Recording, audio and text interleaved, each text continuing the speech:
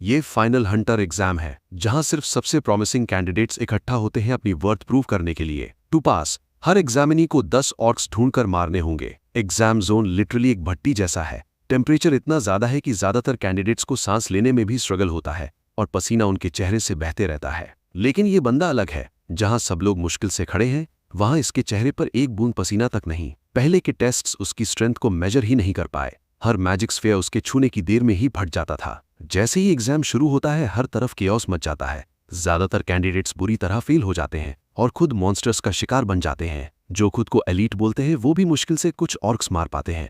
जिंदा रहने के लिए एक दूसरे के किल्स चुरा रहे होते हैं और फिर भी किसी का ध्यान ह्योंदाई पर नहीं जाता। पागलपन की स्पीड से मूव करते हुए वो अपना पहला ऑर्क ढूंढ लेता है और उसे बिल्कुल कीड़े की तरह कुचल देता है। सिर्फ पत्थरों को इतनी जोर से तोड़कर कि उनके टुकड़े ही ऑर्क को मार देते हैं। लेकिन एक एक करके ऑर्क्स का शिकार करना उसे जल्द ही बोरिंग लगने लगता है। तो इसके बदले हैन डाई सॉन्ग उनकी पूरी ट्राइब का पता लगाता है। जमीन के नीचे छुपकर सीधा उनके एम्बुश के बीच घुस जाता है और सबको ऐसे जला देता है जैसे कुछ था ही नहीं। बस इतनी सी बात थी। एग्जाम खत्म। इंस्ट्रक्टर्स डिसबिलीफ में खड़े रह जाते हैं। टेस्ट अभी प्रॉपर्ली शुरू भी नहीं हुआ था और हैन डाई सन ने ऑलरेडी कंप्लीट कर लिया। हिस्ट्री में कभी किसी ने एग्जाम इतनी जल्दी क्लियर नहीं किया। इवन वो असैसिन जो एक टॉप क्लैन ने चुपके से उसे खत्म करने के लिए भेजा था, वो भी डर के मारे बाहर निकलने की हिम्मत नहीं करता। आखिर एक्सट्रीम हीट में एक सिंपल एग्जाम उसके लिए क्या मतलब रखता है जो 80 साल लिटरल हेल में जी चुका हो। तुम समझो, जस्ट उस दिन से थोड़ा पहले जब हैन डाइसन मिडिल स्कूल से ग्रेजुएट होने वाला था, वो एक नॉर्मल इंसान की तरह अपना दिन गुजार रहा था।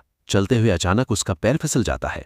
कैसे उसकी सोल बॉडी से अलग हो जाती है और वो खुद को धीरे धीरे और गहरा डूबता हुआ महसूस करता है। अगले ही पल उसे पता चलता है कि वो हेल में है। वो डर जाता है जब उसकी नजर खतरनाक और डरावने मॉन्स्टर्स पर पड़ती है जो एक दूसरे से ब्रूटल फाइट में लॉक्ड होते हैं। सबसे डरावनी बात यह थी कि जो हार जाता है उसे वहीं खा लिया जाता है। डाई संग किसी तरह छुपकर 10 दिन तक बिना खाए जिंदा रहता है। रुको, क्या ये मुमकिन भी है? इस जगह की सबसे अजीब बात यह थी, यहाँ दिन और रात का कोई साइकिल ही नहीं था। जब हमारा हीरो फाइनली टूटने की कगार पर पहुंच गया तो जिंदा रहने के लिए उसके पास सिर्फ एक ऑप्शन था, मॉन्स्टर्स के छोड़े हुए सड़े हुए कच्चे गोश्त को खाना। जितना भी घिन आता था लेकिन जिंदा रहने का यही तरीका था। धीरे धीरे वो अपने हार्श एनवायरनमेंट के साथ एडजस्ट होने लगा। अब वो उन मॉन्स्टर्स पर पलटकर वार करने लगा जो उसे शिकार समझते थे। जमीन से उठाए छोटे पत्थरों का यूज करके भी वो किसी तरह उन्हें भगाने लगता। कोई और ऑप्शन ना होने पर उसे जो मिलता उसी से टेम्पररी वेपन बनाकर लड़ना पड़ता। उसकी आंखों से आंसू गिरते जब उसे अपनी माँ याद आती और उस दर्द भरे पल में उसने कसम खाई कि वो डिस्पेयर के सामने कभी नहीं झुकेगा। दिन धुंधले होने लगे और एक वक्त आया जब उसने अपनी इंसानियत को अलविदा कहने का फैसला किया। वो बिल्कुल नीचे से शुरू करता है और अपने दम पर ऊपर चढ़ने लगता है। जो गोश्त पहले उसे घिन दिलाता था वो अब एक रेयर लग्जरी बन गया जिसे वो सर्वाइवल के लिए अप्रिशिएट करना सीख गया। एक दिन जब वो खा रहा था तो अचानक उसके सामने एक पैनल अपीयर होता है। उसमें दिखाया जाता है कि वो लेवल 3 तक पहुंच गया है। उस पल सब कुछ एक गेम जैसा लगने लगता है। 7 साल पल भर में बीत गए और वो लेवल 24 तक पहुंच गया। अब इतनी स्ट्रेंथ के साथ वो उन क्रीचर्स को भी एक ही स्ट्राइक में खत्म कर देता जो कभी उसे डरावने लगते थे। 24 साल झेलने के बाद उसने ड्रैगन नाइट से मिले पत्थर से एक तलवार तक बना ली। लेकिन वक्त कभी रुकता नहीं, हल्का सा झोंका बनकर बहते रहता है। अपने 51 साल में डाइसोंग एक एल्डर ड्रैगन को मारकर एक इम्पॉसिबल लगने वाला काम कर देता है। 79 साल तक आते आते आखिर वो डीमन लॉर्ड तक पहुंच ही जाता है। वही क्रीचर जिसने उसे इस हेलिश एग्जिस्टेंस में घसीटा था। और सबसे जरूरी बात, बिना किसी परमिशन के वो डीमन लॉर्ड की लेयर की हिफाजत करने वाले बग्स को आराम से काट देता है। और गेटकीपर भी इस बुढ़े पर सरप्राइजिंगली यूथफुल लगने वाले प्रोटैगनिस्ट के सामने टिक नहीं पाता। वो गार्ड को धमकी देता है कि सीधा गेट खोल दे वरना उसकी लाश को यहाँ के मॉन्स्टर्स को खिला दिया जाएगा। लेकिन गार्ड इतनी आसानी से मानने वाला नहीं होता और थोड़ा रेजिस्ट करता है। इसे डीमन लॉर्ड की इज्जत पर पर्सनल अटैक समझकर वो पागलपन में रैम्पेज कर देता है। जब वो बकबक कर रहा होता है अचानक उसे महसूस होता है कि कुछ उसके बॉडी के आर पार हो गया है। नीचे देखने पर उसके सीने में एक बड़ा सा होल दिखाई देता है। डाइसोंग बिल्कुल काम रहता है और बस इतना कहता है कि ये नॉइजी गार्ड उसे इरिटेट कर रहा है। तभी एक फ्लोटिंग स्केलेटन फायरबॉल जो शायद उसका पेट है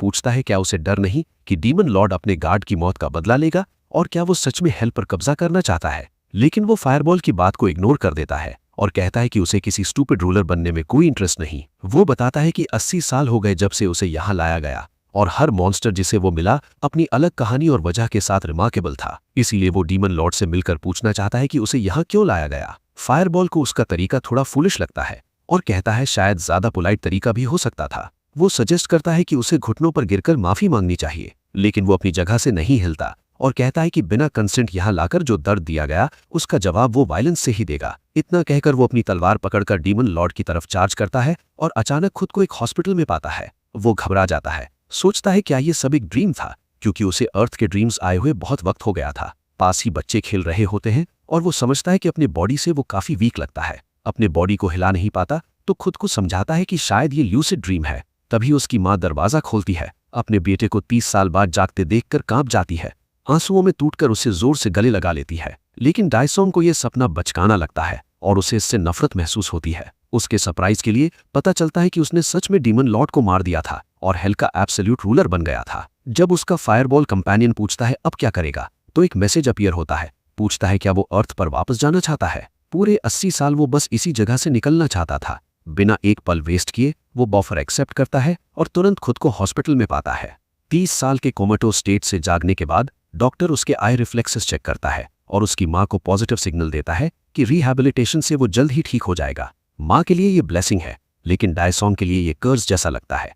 30 साल बेड पर वेस्ट करने के बाद इतनी वीक बॉडी में वापस जीना उसे बिल्कुल मंजूर नहीं। वो और ज्यादा डिस्टर्ब होने लगता है, सोचता है क्या उसका हेल का पूरा सफर सिर्फ एक ड्रीम था। लोग उससे डरने लगते हैं जब वो एक साइकोटिक पेशेंट की तरह बिहेव करने लगता है। फ्रस्ट्रेशन और कंफ्यूजन में वो डॉक्टर को पास न आने की धमकी देता है, लेकिन जब डॉक्टर आगे बढ़ता है तो हमारा हीरो उसे एक जंगली जानवर की तरह काट लेता है। अपने बॉडी के साथ क्या हुआ ये जानने की जिद करता है। पूछता है क्या वो पैरालाइज्ड है या पॉइजन दिया गया है। अंदर ही अंदर दुआ करता है कि ये सब एक नाइटमेयर हो। अपनी मैडनेस में वो बेड से गिर जाता है, जिससे उसकी मां और ज्यादा परेशान हो जाती है। वो हेल में गुजारे 80 साल के लगातार स्ट्रगल को याद करता है और महसूस करता है जैसे सब बेकार चला गया। वहां के सबसे अंधेरे पलों में भी उसने कभी होप नहीं छोड़ी थी कि एक दिन निकल जाएगा, और अब वो वापस जाना चाहता है। स्टाफ तुरंत बुलाया जाता है। डायसोंग के दोनों हाथ पकड़कर उसे बेड पर रोका जाता है। जैसे ही वो विंडो से बाहर झांकता है, उसे आसमान में एक बड़ा वर्म होल खुलता दिखाई देता है। कंफ्यूज्ड और डेस्परेट होकर वो अपनी किस्मत पर सवाल पूछता है, क्या हिल की जिंदगी सिर्फ कोमा में देखा गया एक सपना थी। जब वो शांत नहीं होता तो एनेस्थीसियोलॉजिस्ट इंजेक्शन देकर उसे सुला देता है। जब होश वापस आता है तो टीवी पर न्यूज चैनल चल रहा होता है, जो उसके डाउट्स कंफर्म करता है। जो सीन उसने देखा था वो सच में एक गेट था और एक हंटिंग टीम मॉन्स्टर्स को साफ करने के लिए भेजी गई है। टीम का लीडर एक आदमी को रिपोर्ट्स भेज रहा होता है जो उसे देखने आया है। वो आदमी उसे जागते देखकर शौक और खुशी दोनों महसूस करता है। अभी भी कंफ्यूज डायसोंग पूछता है कि वो कौन है, और एक पल में पहचान लेता है कि ये उसका दोस्त चन्हो है। चन्हो बताता है कि वो 10 साल से इसी स्टेट में था। वो समझाता है कि 10 साल पहले घर जाते वक्त वो अचानक बेहोश होकर गिर गया था और तब से इसी हॉस्पिटल बेड पर पड़ा था। 10 साल सुनकर डायसोंग को कंफ्यूजन के साथ रिलीफ भी मिलता है। उसे लगा था 30 साल बीत गए। सबसे ज्यादा उसे इरिटेट ये बात करती है कि उसने हेल में 80 साल गुजारे। चन्हो बताता है कि उसकी मां ने उसके हॉस्पिटल के खर्चे उठाने के लिए 3 जॉब्स की हैं। वो उसे एनकरेज करता है कि वो अपनी जिंदगी फिर से संभाले और बताता है कि उसके लिए एक जॉब अपॉर्चुनिटी भी रेडी है। जब हमारा डीमन किंग अपनी मां के साथ फ्रेश एयर लेने बाहर लाया जाता है तो उसे जिम्मेदारी का बोझ और अपनी ही बॉडी से गहरी नफरत महसूस होती है, जो खुद से हिल तक नहीं सकता। अचानक 2 आदमी आते हैं और उसकी मां से उधार लिए पैसे मांगते हैं। वो माफी मांगकर सिर्फ 1 महीने का और वक्त मांगती है, लेकिन गुंडे बिल्कुल नहीं पिघलते। एक थक गुस्से में आकर उसे जोर से धक्का देता है और धमकी देता है कि पैसा नहीं दिया तो बुरा होगा। उसकी मां के आंसू बहने लगते हैं और वो विनती करती है कि उसके बेटे के सामने उसे जलील ना करे। उसकी आवाज डर और मजबूरी से कांप रही होती है, लेकिन ठग उसकी एक नहीं सुनता। आस्तीने चढ़ाकर वो बेचारी औरत को पीटना शुरू कर देता है। अपनी मां की तकलीफ देखकर डेसोंग के अंदर एक भयानक गुस्सा भड़क उठता है, तो वो उन्हें बक्स कहकर गाली देने लगता है। जब गैंगस्टर्स में से एक उसकी स्लीव पकड़ता है तो उसकी मां बेचैन होकर उसे माफी मांगने को कहती है। गुंडों से विनती करती है कि उसके बेटे को छोड़ दे और याद दिलाती है कि वो बस एक बच्चा है। डे झुकने से इनकार कर देता है और एक सख्त एक्सप्रेशन अपना लेता है। ठग हल्की सी मुस्कान के साथ उसे जोर से धक्का देकर जमीन पर गिरा देता है। उसके बाद गैंगस्टर उसकी बेरहमी से पिटाई करता है। जब वो अपने गुस्से को कंट्रोल करने की कोशिश करता है और अपने पुराने बॉडी के लिए तड़पता है, तभी अचानक स्टेटस विंडो में एक अराइवल क्वेस्ट पॉपअप होता है। एक पल की भी देरी किए बिना वो तुरंत उसे एक्सेप्ट कर लेता है, ये समझकर कि उसके पास कोई और चॉइस नहीं। स्टेटस विंडो ही उसका सहारा था, जिसने उसे हेल में अपने दम पर सर्वाइव करने दिया। जैसे ही वो क्वेस्ट को एक्नॉलेज करता है, उसके आसपास सब कुछ रुक जाता है, जैसे वक्त खुद ठहर गया हो। क्वेस्ट की कंडीशंस स्टेटस विंडो के अंदर अनफोल्ड होती हैं। उसे 1 घंटे के अंदर एक स्पेसिफिक पॉइंट तक पहुंचना है और सक्सेस पर रिकवरी का एलिक्सर मिलने का प्रॉमिस होता है। डिटर्मिनेशन से भरा वो सोचता है क्या वो अपनी पुरानी स्ट्रेंथ वापस पा सकता है, और सिर्फ 10 मीटर दूर एक रेड मार्कर देख लेता है। वो खड़े होने की कोशिश करता है, फिर चेहरे पर मुस्कान के साथ टारगेट की तरफ रेंगना शुरू कर देता है। इतनी छोटी बात पर शिकायत करना उसे घिन दिलाता है। आखिर वो वही है जिसने हिल को जीत लिया है। कीड़े से भी धीरे रेंगते हुए सेंटीमीटर्स मीटर्स बन जाते हैं और मीटर्स एंडलेस किलोमीटर्स जैसे लगते हैं। इस स्पीड पर उसे डाउट होने लगता है कि वो टाइम पर पहुंच भी पाएगा या नहीं। फिर भी वो खुद को कंपोज्ड रखता है, क्योंकि अपने एक्सपीरियंस से वो जानता है कि सिस्टम कभी इम्पॉसिबल टास्क असाइन नहीं करता। जैसे जैसे सेकंड्स बीतने लगते हैं, उसे अचानक एक लूप होल दिखता है। क्वेस्ट के टर्म्स याद करते ही उसे समझ आता है कि बस डेस्टिनेशन तक पहुंचना जरूरी है, चाहे कैसे भी। हमारा रेंगता हुआ हीरो इरिटेट हो जाता है, ये समझकर कि सोल्यूशन शुरू से ही इतना ऑब्वियस था। अपने कमजोर हाथों से वो व्हीलचेयर की तरफ हाथ बढ़ाता है। धीरे धीरे मूव करता हुआ आखिर उसमें बैठ जाता है, लेकिन सिर्फ 35 सेकंड्स बचे होते हैं। बिना हिम्मत हारे वो व्हीलचेयर को पकड़कर खुद को आगे धकेलना शुरू करता है। उम्मीद न छोड़ते हुए वो आगे बढ़ता रहता है और सब ऑड्स के खिलाफ लास्ट सेकंड में लोकेशन तक पहुंच जाता है। क्वेस्ट कंप्लीट होते ही वो रिवॉर्ड पकड़कर तुरंत उसे पी लेता है। तुरंत एक राहत की लहर उसके बॉडी में दौड़ जाती है। उसका दर्द कम हो जाता है और छोटी सी ही सही उसकी पुरानी फिजिकल स्ट्रेंथ वापस आने लगती है। क्वेस्ट कंप्लीट होते ही टाइम स्टॉप का इफेक्ट खत्म हो जाता है। ठग्स इधर उधर देखकर कंफ्यूज हो जाते हैं। देसोंग को ढूंढने लगते हैं, जो जैसे हवा में गायब हो गया हो। लेकिन सर्च शुरू करने से पहले ही पुलिस आ जाती है। शायद उन्होंने पूरा इंसिडेंट देख लिया था। कोई और ऑप्शन न देखकर ठग्स जल्दी से वहां से भाग जाते हैं। उस रात बाद में हॉस्पिटल बेड पर लेटे हुए डीमन लॉर्ड बार बार स्टेटस विंडो समन करने की कोशिश करता है, लेकिन सब एफर्ट्स बेकार जाते हैं। उसे पता ही नहीं चलता कि वो पहले कैसे खुली थी। बेचैन होकर वो क्वेस्ट और मिशंस जैसे कमांड्स ट्राई करता है, लेकिन आखिर में वो कोशिश छोड़ देता है। उसका दिमाग बस नए क्वेस्ट्स की जरूरत पर अटक जाता है। उम्मीद करता है कि वो उसकी स्ट्रेंथ वापस लाने में मदद करेंगे, पहले कि ठग्स दोबारा आ जाएं। अचानक एक अजीब सी आवाज खामोशी तोड़ती है और वो खुद को एक जगह पर तैरता हुआ पाता है, जिसे पैंथियन कहा जाता है। शुरू में वो इसे बेकार सा ड्रीम समझकर इग्नोर कर देता है, लेकिन जल्द ही समझ जाता है कि ये कोई इल्यूजन नहीं, उसे यहाँ किसी टास्क को पूरा करने के लिए बुलाया गया है। बिना झिझके वो एक और क्वेस्ट मांगता है और एक पंचिंग बैग, या सही कहें तो पंचिंग मॉन्स्टर, उसके सामने मटेरियलाइज हो जाता है। वो इंस्ट्रक्शन के हिसाब से करता है और टास्क कंप्लीट करते ही उसे एक रिवॉर्ड में मेमोरी चिप मिलता है। क्वेस्ट खत्म होते ही एक और आ जाता है। इस बार उसे 10 किलोमीटर दौड़ना होता है। क्वेस्ट एक के बाद एक आते रहते हैं और हर कंप्लीट टास्क के साथ उसे एक और रिवॉर्ड मिलता है। पूरे 10 दिन तक वो लगातार पुश करता रहता है। क्वेस्ट के बाद क्वेस्ट कंप्लीट करता है, फिर भी सिर्फ ओवरऑल इंप्लीमेंटेशन का 55% ही कंप्लीट कर पाता है। फ्रस्ट्रेशन बढ़ने लगती है, क्योंकि ये लो लेवल टास्क्स उसे बोर करने लगते हैं और आखिर वो एक प्रॉपर चैलेंज मांग लेता है। जवाब में सिस्टम उसे एक नया क्वेस्ट देता है, एक क्राइंग डीमन को मारने का।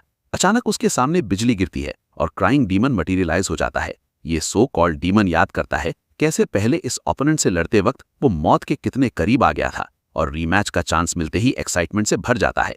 थंडर से घिरा मॉन्स्टर एक बहरा कर देने वाली गरज निकालता है और फिरोशियस क्लॉ अटैक के साथ ड्यूअल शुरू करता है।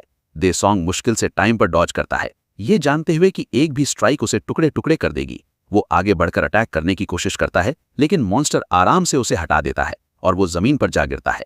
उसके मुंह से खून निकलता है जब वो खड़े होने की कोशिश करता है। क्राइंग डीमन के हाथों यूं उछाले जाने की बेइज्जती उसके प्राइड को चुभने लगती है। लड़ाई लंबी खिंच जाती है। देसोंग, जो एक डीमन लॉर्ड है जिसे विलन की तरह डरना चाहिए, उसे मजबूरी में बस डॉज करने का फ्रस्ट्रेटिंग गेम खेलना पड़ रहा होता है।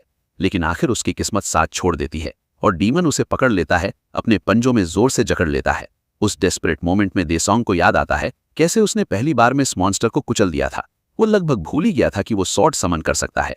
बिना देर किए वो तलवार बुलाता है और एक तेज डिसाइसिव मूव में डीमन के लेफ्ट क्लॉ को काट देता है। बिना किसी रहम के देसोंग तुरंत डीमन को वापस उसी जगह भेज देता है जैसे वो बस एक कीड़ा हो। क्वेस्ट कंप्लीट होते ही वो खुद को वापस हॉस्पिटल रूम में पाता है। सुबह हो चुकी होती है। वो विंडो खोलता है जिसकी आवाज से उसकी मां जाग जाती है। नींद में ही वो पूछती है कौन खड़ा है, और फिर शॉक में जम जाती है जब देसोंग को देखकर उसका फिजिक एक बॉडी बिल्डर जैसा लगने लगता है। हॉस्पिटल स्टाफ जो उसकी रिहैबिलिटेशन के जिम्मेदार थे, वो सब स्पीचलेस रह जाते हैं। उनके हिसाब से उसकी रिकवरी में कम से कम 6 महीने लगने चाहिए थे। उनके लिए समझना मुश्किल है कि देसोंग ने सिर्फ 15 दिन में इतनी प्रोग्रेस कैसे कर ली। उसकी मां अभी भी परेशान होकर अपनी चिंता जाहिर करती है, लेकिन डॉक्टर प्यार से उसे तसल्ली देता है और कहता है डरने की कोई बात नहीं। इस दौरान देसोंग अपने क्वेस्ट के इफेक्ट्स महसूस करता है। कुछ स्ट्रेंथ वापस आती हुई महसूस होती है। वो स्ट्रेच करता है और रूम में इधर उधर देखता है जब तक उसकी नजर उसकी मां पर नहीं पड़ती, जो एक नर्स से बात कर रही होती है। उसकी आंखों में आंसू होते हैं जब वो नर्स का शुक्रिया अदा करती है, और नर्स भी उसकी तकलीफ समझकर उसे तसल्ली देती है।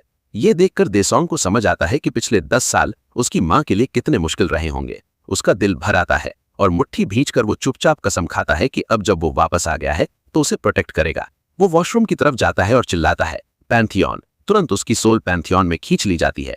वहां पहुंचकर वो पूछता है क्या सिस्टम इंप्लीमेंटेशन प्रोसेस को फास्ट कर सकता है। सिस्टम हाँ में जवाब देता है और उसे रैंडम क्वेस्ट्स के लिए डिफिकल्टी लेवल चूज करने देता है। अपने डीमन लॉर्ड स्टेटस को याद करते हुए वो सीधा हेल डिफिकल्टी सिलेक्ट कर लेता है, जो सबसे हाईएस्ट और टफेस्ट टियर है। जवाब ने उसके सामने एक डार्क ऑर्ब मटेरियलाइज होता है। जैसे ही वो टूटता है, जो नजारा सामने आता है उसे देखकर वो हैरान रह जाता है। उसके सामने खड़ा होता है हेल का एब्सोल्यूट रूलर, एक एग्जैक्ट मिरर इमेज देसोंग की, लेकिन अपनी फुल स्ट्रेंथ में। देसोंग तलवार समन करता है और लड़ाई के एक्साइटमेंट से भर जाता है। बिना वक्त गवाए उसका रेप्लिका आगे झपटता है और एक फियर्स ओवरहेड अटैक करता है। वीकेंड देसोंग मुश्किल से उस ब्लो को ब्लॉक कर पाता है। प्रेशर महसूस करते हुए रेप्लिका लगातार हर एंगल से अटैक करते रहता है, देसोंग की डिफेंस में वीकनेस ढूंढने के लिए। अपने डॉपलगैंगर की शेयर पावर से दबकर वो समझ जाता है कि जितनी देर ये फाइट चलेगी उतना ही उसके खिलाफ जाएगी। अचानक रेप्लिका एक ओपनिंग पकड़ लेता है और देसोंग की तरफ हाथ घुसा देता है, उसे अरीना में दूर तक उड़ा देता है। भारी सांसें लेते हुए देसोंग बोलता है कि ये रेप्लिका अब असली जैसा लग रहा है। फिर भी उसके होठों पर एक हल्की सी मुस्कान आती है, जैसे उसके पास कोई ट्रिक हो। फ्लो बदलने के लिए वो अपनी स्किल एक्टिवेट करता है, ब्लड न्यूट्रलाइजेशन, जो उसे अपने डबल के अटैक से इम्यून बना देता है। तलवार से काटने पर भी उसे कुछ महसूस नहीं होता और वो मोमेंटम पलटकर रेप्लिका का चेहरा जमीन पर दे मारता है। लेकिन ये एडवांटेज ज्यादा देर नहीं टिकता। हैरानी से वो देखता है कि रेप्लिका इतनी आसानी से हारने वाला नहीं है। वो भी वही स्किल रखता है। लड़ाई दोबारा इंटेंस हो जाती है और जल्द ही देसोंग तलवार से घायल हो जाता है। दर्द उसे स्टेक्स याद दिलाता है। इसी दौरान एक क्लीनिंग लेडी वॉशरूम की तरफ आती है। अंदर से कोई रिस्पॉन्स ना मिलने पर दरवाजा खोलने को होती है। जैसे ही वो हैंडल पकड़ने वाली होती है, उसे अचानक अर्जेंट बेसिस पर 3rd फ्लोर पर बुलाया जाता है। वापस पैंथियन में देसोंग खुद को कॉर्नर्ड महसूस करता है। हारने का बोझ उसे दबाने लगता है और वो समझ जाता है कि अगर अब हार गया तो उसकी सारी मेहनत बेकार हो जाएगी। डेस्परेशन में वो टाइट पलटने का तरीका ढूंढता है, चाहे उसके लिए लक ही क्यों ना हो। वो जल्दी से अपनी इन्वेंट्री खोलता है और एक न्यूट्रिशनल टॉनिक निकालता है, जो क्वेस्ट कंप्लीट करने पर मिला था। इस पोशन में 20% स्टैमिना वापस लाने की ताकत होती है। ये समझकर कि 5 बॉटल्स उसे 100% तक रिफिल कर सकती हैं, उसे एक छोटी सी उम्मीद मिलती है। लड़ाई के बीच वो रिस्क लेता है और एक बॉटल पी जाता है। रिजुविनेटिंग इफेक्ट तुरंत उसके बॉडी में दौड़ जाता है। अपने फेक डबल को इंटरप्ट करने पर भी हमारा हीरो बिना डरे सीधा मुक्का चला देता है, अपनी लो हेल्थ को इग्नोर करते हुए। एक ही पंच में अपने डबल को उड़ाकर उसका कॉन्फिडेंस वापस आ जाता है। बिना वक्त गवाए वो 2 और टॉनिक्स निकालकर दोनों बॉटल्स एक साथ पी जाता है। उसका डबल हालांकि इस बात को बिल्कुल पसंद नहीं करता और एक विशियस राउंड हाउस किक से उसे लगभग पकड़ ही लेता है। स्किलफुली अटैक डॉज करते हुए वो तीसरा टॉनिक पी लेता है। उन्हें रुकने का कोई मौका नहीं मिलता और दोनों इतनी तेज स्पीड से एक दूसरे पर वार करते हैं कि आंख फॉलो भी नहीं कर पाती। इस बीच हमारा प्रोटैगनिस्ट चौथा टॉनिक भी फिनिश कर लेता है, लेकिन उसकी फ्रस्ट्रेशन बढ़ जाती है क्योंकि इतना रिकवर करने के बाद भी वो अपनी डॉपलगैंगर को हरा नहीं पा रहा, जो बिना टाइम वेस्ट किए उसे चोक होल्ड में जकड़ लेता है। उसके चेहरे पर एक गंदी सी मुस्कान फैल जाती है जब उसकी ब्लेड हमारे डीमन किंग की तरफ बढ़ती है। आखिरी ऑप्शन के रूप में हमारा बंदा एक 200 आई की प्लान एग्जीक्यूट करता है, जो पूरा गेम ही पलट देता है। उसके डबल के श्रेडेड एब्स ओरिजिनल की ब्लेड से छेद दिए जाते हैं और वो हैरान रह जाता है जब उसका अपना वेपन गायब होकर देसोंग की इन्वेंट्री में चला जाता है। एक चीकी सी मुस्कान के साथ हमारा प्रोटैगनिस्ट अपने पहले के ओवर कॉन्फिडेंट डॉपलगैंगर पर हंसता है। उसे घुटनों पर गिरते देखकर वो लास्ट सेकंड विक्ट्री का मजा लेता है जो उसके गैम्बल ने दिलाई। हेल डिफिकल्टी क्वेस्ट कंप्लीट होते ही एक ब्लेजिंग ब्लू विंडो डिक्लेयर करता है कि यूजर ने 100% इंप्लीमेंटेशन रेट अचीव कर लिया है और उसका बॉडी अब अपनी पीक पर रिस्टोर हो चुका है। बोनस में उसे अर्थ पर हेल्थ सिस्टम यूज करने की एबिलिटी भी मिल जाती है। अचानक उसके हॉस्पिटल के कपड़े फट जाते हैं। उसके बैटल स्कार्ड बॉडी को देखते ही यादों का तूफान लौट आता है। हमारे डीमन किंग को हर वो दर्द याद दिलाता है जो उसे यहां तक ले आया। एक अजीब सा डेजा वू महसूस होता है। फिर भी जब वो सिस्टम को अर्थ पर वापस भेजने का ऑर्डर देता है तो एक पैनल आता है जो पूछता है क्या वो अनरेड मैसेजेस देखना चाहता है। यस सेलेक्ट करते ही मैसेजेस उसे मोनार्क बनने पर बधाई देते हैं। समझाया जाता है कि मोनार्क के चले जाने के बाद हेवनली बीइंग्स ने हेल का कंट्रोल ले लिया और डीमंस वहां फंस गए। इम्प्लीकेशन समझकर हमारा प्रोटैगनिस्ट उस हेल पर हंस पड़ता है जिसने उसकी जिंदगी के 80 साल छीन लिए। अब उसी जगह को उसकी मदद चाहिए। ये सोचकर वो चीकी ग्रिन के साथ हेल के मोनार्क की तरह अपने सब्जेक्ट्स को मिडिल फिंगर दिखाकर उन्हें गाली देता है और बदले की संतुष्टि में सिस्टम को ऑर्डर देता है कि उसे पैंथियन से बाहर निकाले। हेल के मॉन्स्टर्स को शॉक में छोड़ते हुए जो समझ जाते हैं कि उनका फेट सील हो चुका है। वापस हॉस्पिटल में हमारा बंदा कैजुअली एक हाथ से इंसेन वर्टिकल पुशअप्स कर रहा होता है जब उसकी माँ और डॉक्टर उसे चुपचाप हैरानी से देख रहे होते हैं। Sherlock Holmes level deduction skills लगाते हुए डॉक्टर कंक्लूड करता है कि देसोंग जाग चुका है, लेकिन उसकी माँ अभी भी अपने बेटे के अनबिलीवेबल ट्रांसफॉर्मेशन पर यकीन नहीं कर पाती। डॉक्टर के तसल्ली देने के बाद भी वो उदासी में पूछती है कि ये सब कैसे हो सकता है। आखिर डॉक्टर सजेस्ट करता है कि वो अवेकनर एसोसिएशन विजिट करे, जो उसका बेटा सुन लेता है। सीन शिफ्ट होता है और हमारा प्रोटैगनिस्ट अपनी माँ के साथ टैक्सी में होता है। डॉक्टर से हुई बात याद करते हुए वो सोचता है कि उसकी मॉम उससे क्या छुपा रही है। इस कंफ्यूजन में वो विंडो के बाहर देखते हुए सोचता है कि जब वो कोमा में था तब अर्थ पर क्या क्या हुआ। हर तरफ बदलाव महसूस होता है। घर पहुंचने पर उसकी मॉम कहती है वो जल्दी वापस आएंगी और निकल जाती हैं। घर में एंटर करते ही वो हैरान हो जाता है जब एक कॉटन कैंडी हेयर वाली लड़की ड्रॉर से पैसे निकाल रही होती है। वो अपना दिमाग जोर से लगाता है याद करने के लिए कि ये मिस्टीरियस लड़की कौन हो सकती है। तभी उसकी माँ दौड़ते हुए आती है और ऑकवर्ड साइलेंस तोड़ देती है। वो बताती है कि ये हान जीसू है, उसकी बहन। ये बात समझते ही उसे एहसास होता है कि जिसे वो पहचान नहीं पा रहा था वो उसकी अपनी सिबलिंग है। अपनी ब्रैटी बेटी को फिर से पैसे लेते देखकर उनकी मॉम इरिटेट हो जाती है। जीसू उसे इग्नोर करती है और निकलने लगती है। इधर हमारा बड़ा भाई अभी भी शॉक में होता है कि वो अपनी ही बहन को पहचान नहीं पाया। जब वो उसके पास से गुजरती है तो वो कड़वाहट के साथ उसे याद दिलाती है कि पिछले 10 साल उसकी माँ और उसके लिए हेल जैसा रहा है। डी-सॉन्ग उदासी से नीचे देखने लगता है। उसे अफसोस होता है कि वो कुछ भी नहीं कर पाया।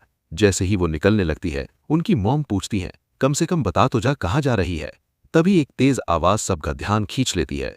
डेट कलेक्टर्स फिर से आ गए होते हैं। वो धमकी देते हैं कि 3 तक गिनती में दरवाजा नहीं खोला तो तोड़ देंगे। सब चुप हो जाते हैं, लेकिन हमारा लड़का गुस्से से जल रहा होता है, बदले के लिए तैयार। बाहर वेट करते करते तंग आकर सिल्वर सूट वाला आदमी दरवाजा लात मारकर किक करता है। माँ अपनी बेटी से अंदर आने को कहती है, लेकिन वो बिल्कुल नहीं डरती। सिल्वर सूट अपने साथी थक से पूछता है, क्या दरवाजा तोड़ दें? उनके सरप्राइज के लिए जीसू बाहर आकर कंप्लेन करती है कि वो बहुत ज्यादा इरिटेटिंग हो रहे हैं।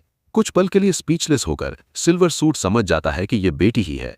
मौका पकड़कर वो गुस्से में घर के अंदर घुस जाता है, जबकि उसका अगली लेचरस पार्टनर जीसू को घूरता रहता है। उनकी माँ कांपते हुए अपने पर्स से पैसे निकालकर बार बार माफी मांगती है, लेकिन अगले ही पल पैसे हवा में उड़ जाते हैं। जब सिल्वर सूट छोटी सी अमाउंट देखकर गुस्से में उसे जोर से थप्पड़ मारता है, कमजोर औरत जमीन पर गिर जाती है।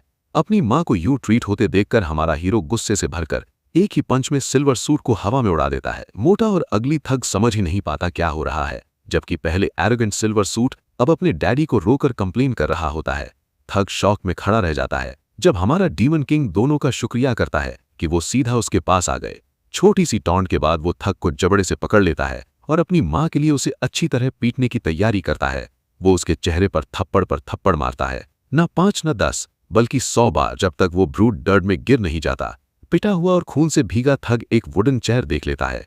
आखिरी कोशिश में वो इससे पकड़कर हमारे लड़के पर मारने की कोशिश करता है, लेकिन टोटल बैडआस की तरह हमारा बंदा सीधा चेयर के आर पार पंच मार देता है। थग को दीवार से टकराकर उसके पार्टनर के पास गिरा देता है। घबराकर सिल्वर सूट वाला आदमी डैगर निकालता है और हमारे लड़के का मजाक उड़ाता है। बिना डरे हमारा प्रोटैगनिस्ट उसकी कलाई पकड़कर प्लेडो की तरह मोड़ देता है, अपनी माँ पर हाथ उठाने का बदला लेते हुए।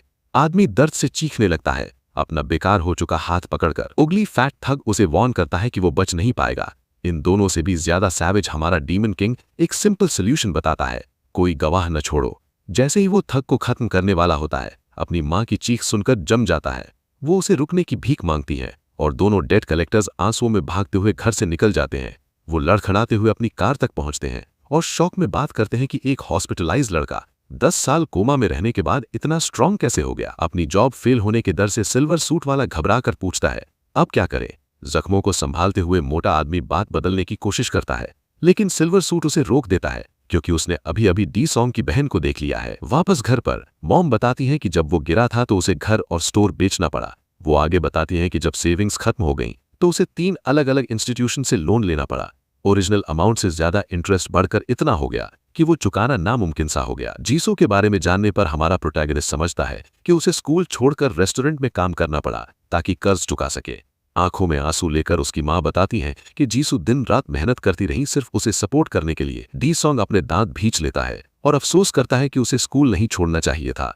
उसकी मॉम फिर बताती हैं कि इतनी मेहनत के बाद भी जीसू उतना नहीं कमा पा रही थी और पिछले कुछ महीनों से वो कहीं अनजान जगह जा रही हैं। अपने परिवार को यूं तकलीफ में देखकर हमारा लड़का चाहता है कि काश उसे मरने दिया होता, लेकिन उसकी माँ प्यार से उसे तसल्ली देती है। गंभीर खामोशी को एक फोन कॉल तोड़ देती है। जैसे ही पता चलता है कि डेट कलेक्टर का कॉल है, हमारा लड़का कहता है फोन दे दो। फ्रस्ट्रेशन में वो उनका मजाक उड़ाता है लेकिन बुरी खबर सुनते ही उसकी आंखें फैल जाती हैं। सीन शिफ्ट होता है उसकी बहन पर, जो बंधी हुई और डक्ट टेप में है। अगली थग कॉल पर बात करते हुए उसका सिर पकड़े रहता है और धमकी देता है कि 24 घंटे में 100 मिलियन ला, वरना उसकी बहन ठीक नहीं रहेगी। गुस्से में हमारा लड़का फोन कसकर पकड़ लेता है। जब मॉम पूछती है क्या हुआ, तो वो बस कहता है थोड़ी देर में वापस आऊंगा। उसकी माँ उसे किसी को हर्ट या किल ना करने की वार्निंग देती है। कहती है अगर ऐसा किया तो उसकी जिंदगी खत्म हो जाएगी। लेकिन मोनाक जानता है कि उन्हें मारने से कुछ सॉल्व नहीं होगा, हेल की तरह नहीं। जैसे ही वो हेल शब्द बोलता है, एक फायरी पैनल अपीयर होता है। अपनी माँ को तसल्ली देते हुए हमारा प्रोटैगनिस्ट एक बेसिक स्किल लेने का ऑफर एक्सेप्ट करता है। 4 ऑप्शंस मिलते हैं। वो सोचता है कौन सा बेस्ट होगा, लेकिन आखिर में कंक्लूड करता है कि कोई भी खास नहीं। इस दौरान गैंगस्टर्स उसकी रोती हुई बहन को ले जा रहे होते हैं। एलिवेटर में चढ़ते वक्त अगली थग उसे याद दिलाता है कि वो एक हॉस्टेज है।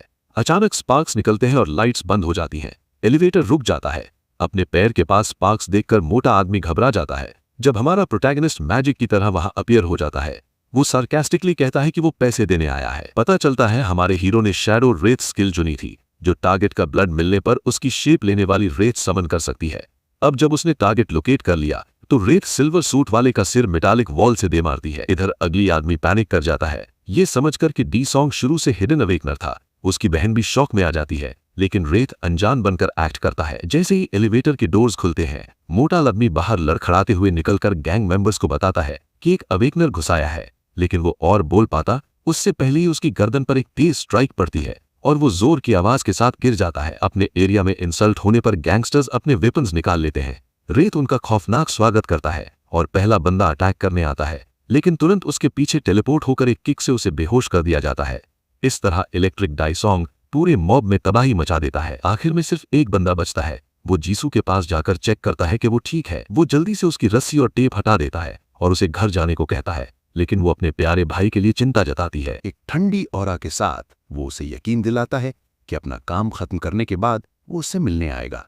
तो जैसे ही एलिवेटर का डोर उस पर बंद होता है, रेत एक और पिटाई के लिए तैयार हो जाता है। दर्द भरी कराहें कॉरिडोर्स में गूंजने लगती हैं, जहां सिर्फ बेहोश पड़े हुए बॉडीज दिखते हैं। लगता है हमारा हीरो सीढ़ियां चढ़ते हुए एक एक फ्लोर क्लियर करता जा रहा है। जैसे ही वो एक और ग्रुप के पास पहुंचता है जो आराम से स्मोक एंजॉय कर रहे होते हैं, वो मजाक में बोलता है कि सब इतने वीक हैं कि चैलेंज ना मिलना ही उसे फ्रस्ट्रेट कर रहा है। इंसल्ट से चिढ़कर पहले के सब गैंगस्टर्स की तरह ये भी पूरी तरह से तबाह कर दिए जाते हैं। उनमें से एक अपने बॉस को कॉल करता है, एक आदमी जिसके पूरे जायंट मसल्स पर टैटूज फैले हुए हैं। वो फोन उठाता है और अपने आदमी को डांटता है, याद दिलाता है कि जब वो सोना में रिलैक्स कर रहा हो तो कभी कॉल ना करे। लेकिन घबराए हुए गैंगस्टर्स इंसिस्ट करते हैं कि वो जल्दी आए। उसे बुलाया जाना बॉस को और गुस्सा दिलाता है, लेकिन जैसे ही वो अपने अंडरलिंग को पिटते हुए सुनता है, उसे समझ आ जाता है कि कुछ गलत हो रहा है। अपनी सीट से उठकर वो गुस्से में अपनी जायंट फिस्ट कस लेता है और फ्रस्ट्रेशन में फोन तोड़ देता है। बात ही वेस्ट हो गई। इधर गैंग के हेडक्वार्टर्स में जमीन पर खून से भरी बॉडीज पड़ी होती हैं। शैडो रेत एक और मेंबर के पास जाता है जो भीख मांगता है कि उसे भी वही फेट ना मिले, लेकिन अचानक एक दीवार फटकर उड़ जाती है। हैरान इलेक्ट्रिक डोंग मुड़कर देखता है तो एक जायंट आदमी उसका चेहरा पकड़कर सीधा उसका सिर जमीन में दे मारता है। बॉस गुस्से में डोंग के किए गए मेस पर चिल्लाता है।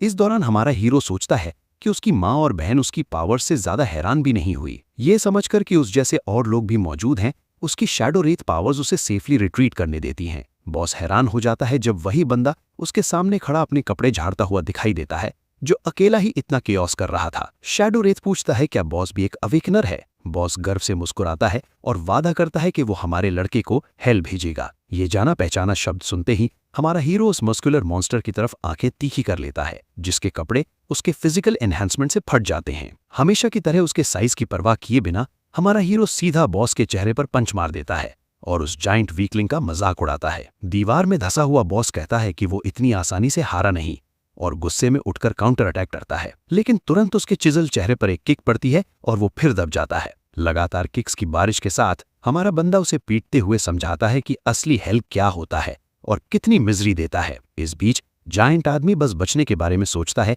और टाइम आउट मांगता है। अपनी टूटी हुई हिम्मत के साथ वो पैसे और जो कुछ भी उसके पास है सब देने की ऑफर करता है, अपनी बेकार सी जिंदगी बचाने के बदले। पैसे की बात सुनते ही हमारे लड़के की इंटरेस्ट जाग जाती है। वो बॉस से गैंग के सेफ के बारे में पूछता है। प्रोटैगनिस्ट को क्लोजेट में रखे सेफ की तरफ पॉइंट करके बॉस रोते हुए छोटी लड़की की तरह भाग जाता है और पार्किंग में अपनी व्हाइट कार तक पहुंच जाता है। खुद को सेफ समझकर वो बकबक करता है कि वो हमारे लड़के का शिकार करेगा, लेकिन उसका दुश्मन पीछे से आकर धीरे से कहता है कि वो सेफ का पासवर्ड पूछना भूल गया। बॉस डर से पागल होने लगता है। तब भी शैडो रेथ उसे आखिरी बार टॉर्मेंट करता है, कहता है कि वो उसे कभी भी कहीं भी मिल सकता है। बाद में एक पोर्टल से जादुई तरीके से पैसे गिरते हैं जो टोटल 500 मिलियन से ज्यादा होते हैं। हमारा हीरो लालची गॉब्लिन की तरह मुस्कुराता है, सोचता है इन पैसे से कितनी चीजें और अपार्टमेंट्स खरीद सकता है। वो एक मॉल में जाता है और एक नया लॉन्च हुआ फोल्डिंग फोन देखकर अट्रैक्ट हो जाता है।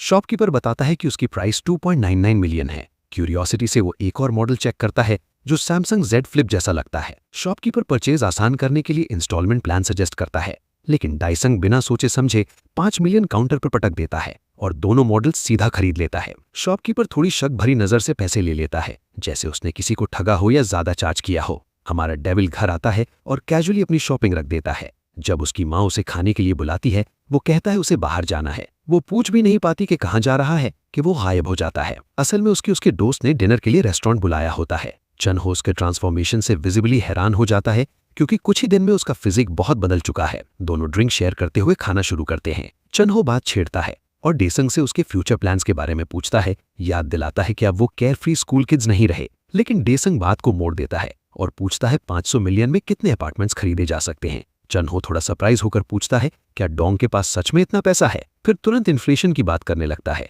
वो बताता है कि इतनी अमाउंट बस सिटी के बाहर एक छोटे अपार्टमेंट की लीज के लिए ही मुश्किल से काफी होगी। ये सुनकर डीमन लॉर्ड परेशान हो जाता है और घबरा कर पूछता है सिटी में प्लेस खरीदने के लिए कितना चाहिए। चन हो बताता है कम से कम 2 बिलियन। फिर उसे रिलैक्स करने को कहता है, याद दिलाता है कि जब से वो कोमा में गया था तब से दुनिया बहुत बदल गई है। बात को आगे बढ़ाते हुए चन हो सीधा पूछ लेता है, क्या डेसंग अवेकनर है? डेसंग जवाब देता है कि ये कंफर्म करने से पहले उसे समझना होगा कि अवेकनर का मतलब क्या है। रेस्टोरेंट से बाहर निकलते वक्त चन हो सब समझाता है। वो बिल्कुल शुरू से बताता है कि डेसंग के कोमा में जाने के थोड़े टाइम बाद ही मिस्टीरियस पोर्टल्स जिसे गेट्स कहा गया हर जगह अपीयर होने लगे। शुरू में उन्हें छोटा थ्रेट समझा गया और कंट्रोल में रखा गया, लेकिन बाद में सब बदल गया जब मॉन्स्टर्स गेट से निकलकर अर्थ पर फैलने लगे, जिसे गेट फ्रैक्चर कहा गया। इन मॉन्स्टर्स ने तबाही मचा दी और किसी को नहीं बख्शा। इंसानों ने लड़ने की कोशिश की, लेकिन जल्दी ही पता चला कि उनके मैन मेड वेपन्स इन क्रीचर्स पर बिल्कुल काम नहीं करते। डेसन क्यूरियोसिटी में पूछता है, क्या गन्स या कैनन्स भी उन्हें हर्ट नहीं कर सकते?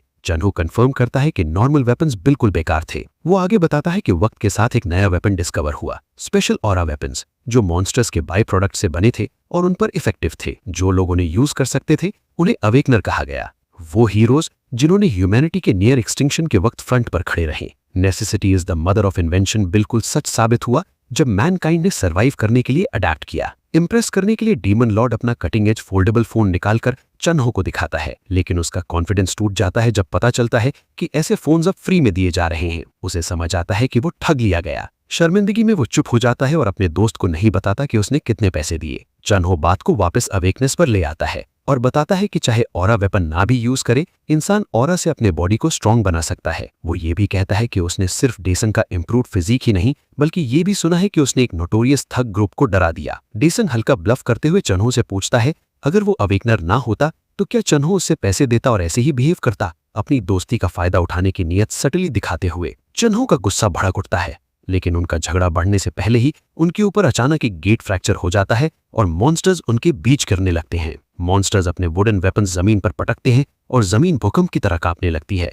उनकी पावर से आसपास के लोग डर से कांपने लगते हैं। डेसंग इन मॉन्स्टर्स को पहचान नहीं पाता। ये उन मॉन्स्टर्स से अलग लगते हैं जो उसने हेल में देखे थे। बिना टाइम वेस्ट किए डेसंग अपना पैर जमीन पर पटकता है, रोड का एक टुकड़ा तोड़कर मॉन्स्टर्स की तरफ फेंकता है, लेकिन डेब्री लगने से पहले एक चमकता शील्ड अपीयर होकर अटैक रोक देता है। चन्हो जल्दी से याद दिलाता है कि ऐसे वेपन्स इन क्रीचर्स पर काम नहीं करते। जैसे ही एक मॉन्स्टर उनकी तरफ बढ़ता है, चन्हो आंखें बंद कर लेता है। उसे लगता है सब खत्म हो गया है, लेकिन खून छिटकने की आवाज सुनकर वो आंखें खोलता है और देखता है मॉन्स्टर का सिर कटा हुआ है और डेसंग सीधा खड़ा है। उसने सिर्फ अपनी रॉ स्ट्रेंथ से साबित कर दिया कि बेयर हैंड से भी इन्हें मारा जा सकता है। चन्हो को अपनी आंखों पर यकीन नहीं होता। जब वो डेसंग को आराम से पूरे ग्रुप के मॉन्स्टर्स को गिराते देखता है तो सोचने लगता है शायद उसका दोस्त बी क्लास तक अवेकंड हो गया है, लेकिन तुरंत समझ जाता है कि अब सोचने का वक्त नहीं। वो लोगों की सेफ्टी पर फोकस करता है। पैनिक में भरे लोगों को वो जोर से आवाज देकर फॉलो करने को कहता है, अश्योर करता है कि सीवर सिस्टम से सेफ जगह ले जा सकता है। जैसे ही लोग रिएक्ट करने लगते हैं, वो खुद को मॉन्स्टर से घिरते हुए पाते हैं। एक छोटी लड़की डर के मारे रो पड़ती है।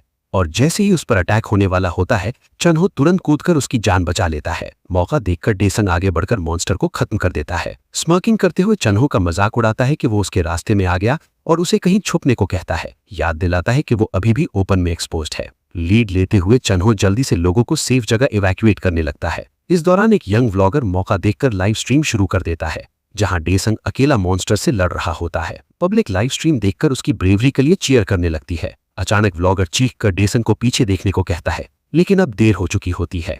डीमन लॉर्ड को एक मॉन्स्टर सीधा गाड़ी से टकरा देता है और इम्पैक्ट का झटका पूरे केओस में गूंज उठता है।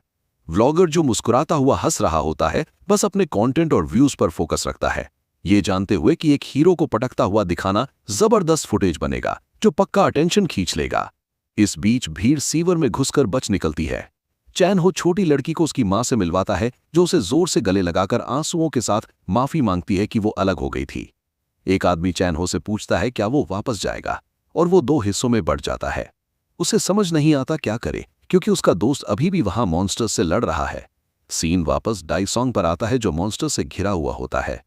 उनमें से एक स्मर्क के साथ अटैक करने को तैयार होता है और व्लॉगर बच्चा आंखें बंद कर लेता है। उसे लगता है हीरो खत्म हो गया, लेकिन व्लॉगर्स और मॉन्स्टर्स दोनों की हैरानी के लिए डाइसोंग फुर्ती से अटैक डॉज कर लेता है। वो मॉन्स्टर से कहता है कि उसने अनजाने में उसकी थोड़ी सी माना वापस लौटा दी, इसके लिए शुक्रिया, और बदले में उसे एक पेनलेस डेथ ऑफर करता है। उसकी आवाज शांत और अथॉरिटी से भरी होती है। डीमन लॉर्ड बिना रहम के मॉन्स्टर से लड़ता है और प्रिसिजन के साथ उन्हें खत्म करता है। इस दौरान लाइव स्ट्रीम के व्यूअर्स कमेंट्स भर देते हैं, पुअर इमेज क्वालिटी की कंप्लेंट करते हुए, और व्लॉगर को और पास जाने को बोलते हैं। व्यूअर्स में से एक स्लेयर नाम का बंदा 5 मिलियन डोनेट करता है और प्रॉमिस करता है कि अगर डेसोंग को क्लियर शॉट में कैप्चर किया तो और 5 मिलियन देगा। एक्साइटमेंट बढ़ने लगती है। स्टेक्स व्लॉगर और हीरोइक डीमन लॉर्ड दोनों के लिए ऊपर चढ़ते हैं। 5 मिलियन की डोनेशन सुनकर व्लॉगर की रीढ़ की हड्डी में ठंड सी दौड़ जाती है। उसे एक्साइटमेंट होती है, लेकिन उसकी कावर्डिस उसे एक्शन के पास जाने नहीं देती। इस बीच डेसोंग पावरफुल पंचेस से मॉन्स्टर्स के सर उड़ाता रहता है और जल्दी समझ जाता है कि ये लगातार लड़ाई उसकी माना को बहुत तेजी से खा रही है। एक और व्यूअर एक्स्ट्रा पैसे ऑफर करता है क्लियर पिक्चर के लिए, और व्लॉगर का ईमेल मांगता है। स्पॉन्सरशिप नोटिफिकेशंस की बारिश से व्लॉगर एक्साइटमेंट और एंजाइटी दोनों में उलझ जाता है। फेम की चाहत और सामने खतरे के डर के बीच फंसा हुआ वो एक और 20 मिलियन की डोनेशन देखता है, जहां एक व्यूअर हीरो के बारे में डिटेल्ड इन्फो मांगता है और पैसे देने का वादा करता है। सीन शिफ्ट होता है कुछ लाइव स्ट्रीम व्यूअर्स पर, जो डेसोंग पर बिडिंग वॉर कर रहे होते हैं। ये लोग क्लियरली हॉटशॉक क्लैन लीडर्स होते हैं, जो उसे अम्यूजिंग और इंप्रेसिवली स्ट्रॉन्ग दोनों समझ रहे होते हैं। उनकी इंटरेस्ट डेसोंग में बढ़ रही होती है जब वो उसकी पावर देखकर सोचने लगते हैं कैसे उसे अपने फायदे के लिए इस्तेमाल कर सकते हैं। इधर डेसोंग इतने मॉन्स्टर्स गिरा चुका होता है कि जो बचे हैं वो उससे डरने लगते हैं, लेकिन एक क्रीचर जो शायद उनका लीडर है अपने ही मिनियन को मार देता है और बिना डर के डेसोंग से लड़ने को तैयार होता है। इस दौरान व्लॉगर की पैसे की भूख इतनी बढ़ चुकी होती है कि वो इस once in a lifetime chance के लिए रिस्क लेने को तैयार हो जाता है। जैसे ही वो हिम्मत जोड़कर पास जाने लगता है, चैन हो अचानक उसके पीछे आ जाता है और उसे डरा देता है। पूछता है अब तक इवैक्यूएट क्यों नहीं किया। अनएक्सपेक्टेड एनकाउंटर से व्लॉगर का फोन हाथ से गिर जाता है और व्यूअर्स कमेंट्स में उसे लूजर और चिकन कहकर गाली देते हैं। चैन हो उसे खींचकर एक बिल्डिंग की तरफ ले जाता है, लेकिन बच्चा पैसे और व्यूज के चक्कर में रेजिस्ट करता है। जब उसे जबरदस्ती खींचा जा रहा होता है तो एक मॉन्स्टर आकर उसके फोन पर पैर रखकर उसे कुचल देता है। शॉक में व्लॉगर बेहोश हो जाता है, लेकिन कोई और नुकसान होने से पहले डेसोंग आकर मॉन्स्टर का सर उड़ा देता है। जब बाकी मॉन्स्टर्स भी खत्म हो जाते हैं तो डेसोंग चैन हो से पूछता है वो वापस क्यों आया इतने डेंजर में। चैन हो अपनी चिंता बताता है, कहता है वो डेसोंग के लिए परेशान हो गया था। जवाब में डेसोंग कहता है क्या वो 20 मिनट तक वेट कर सकता है, क्योंकि उसे एक जगह जाना है। चैन हो उसे तसल्ली देता है कि क्लैंस जल्दी ही पहुंचने वाले हैं। दोस्त की क्लूलेसनेस देखकर डेसोंग कहता है बाद में सब बताएगा।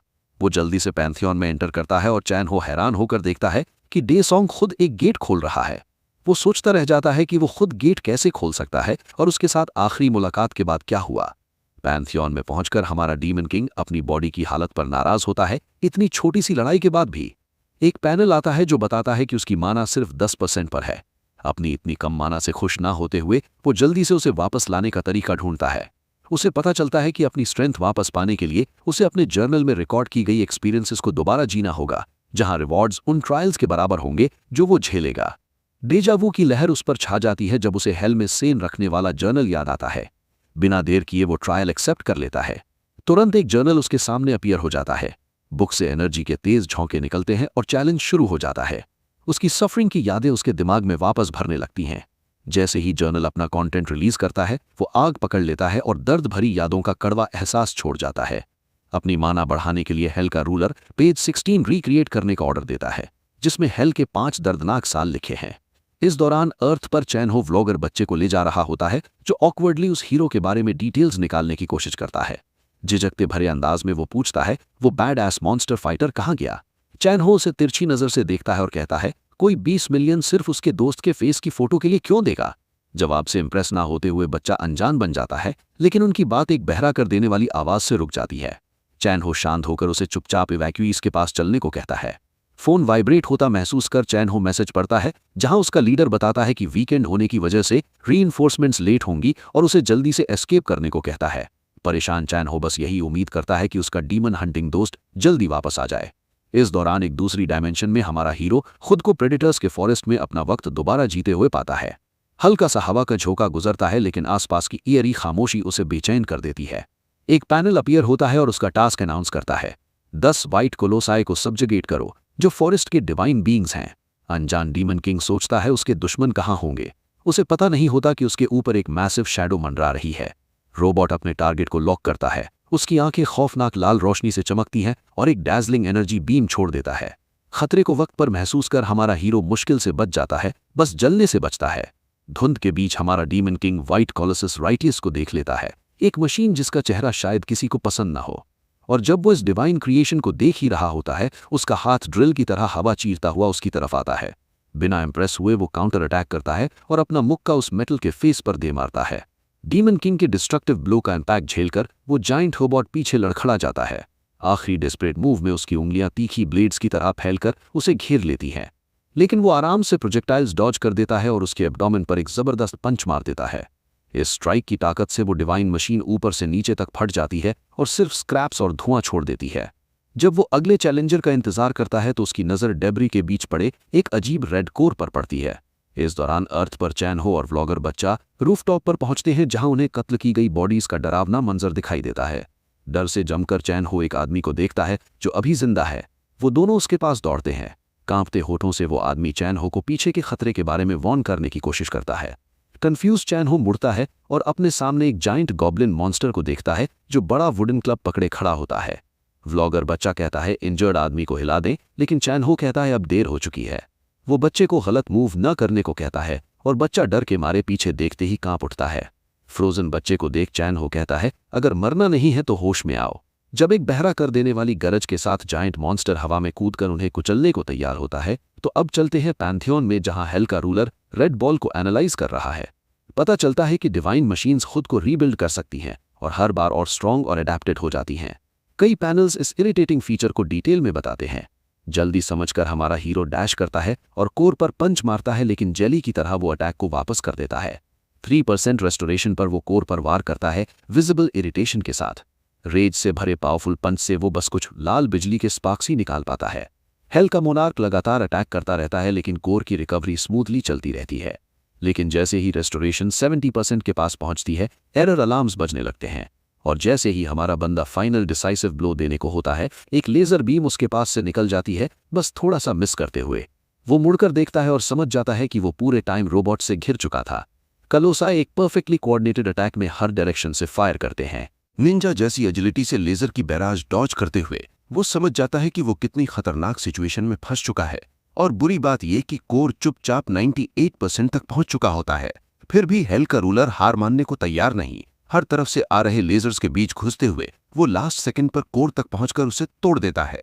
इस अनफेयर मैचअप से फ्रस्ट्रेट होकर हमारा हीरो सोल्यूशन के लिए अपनी यादों में झांकने लगता है, लेकिन पूरी तरह सोच भी नहीं पाता कि एक जलता हुआ दर्द भरा हेडेक उसे झटके से पकड़ लेता है।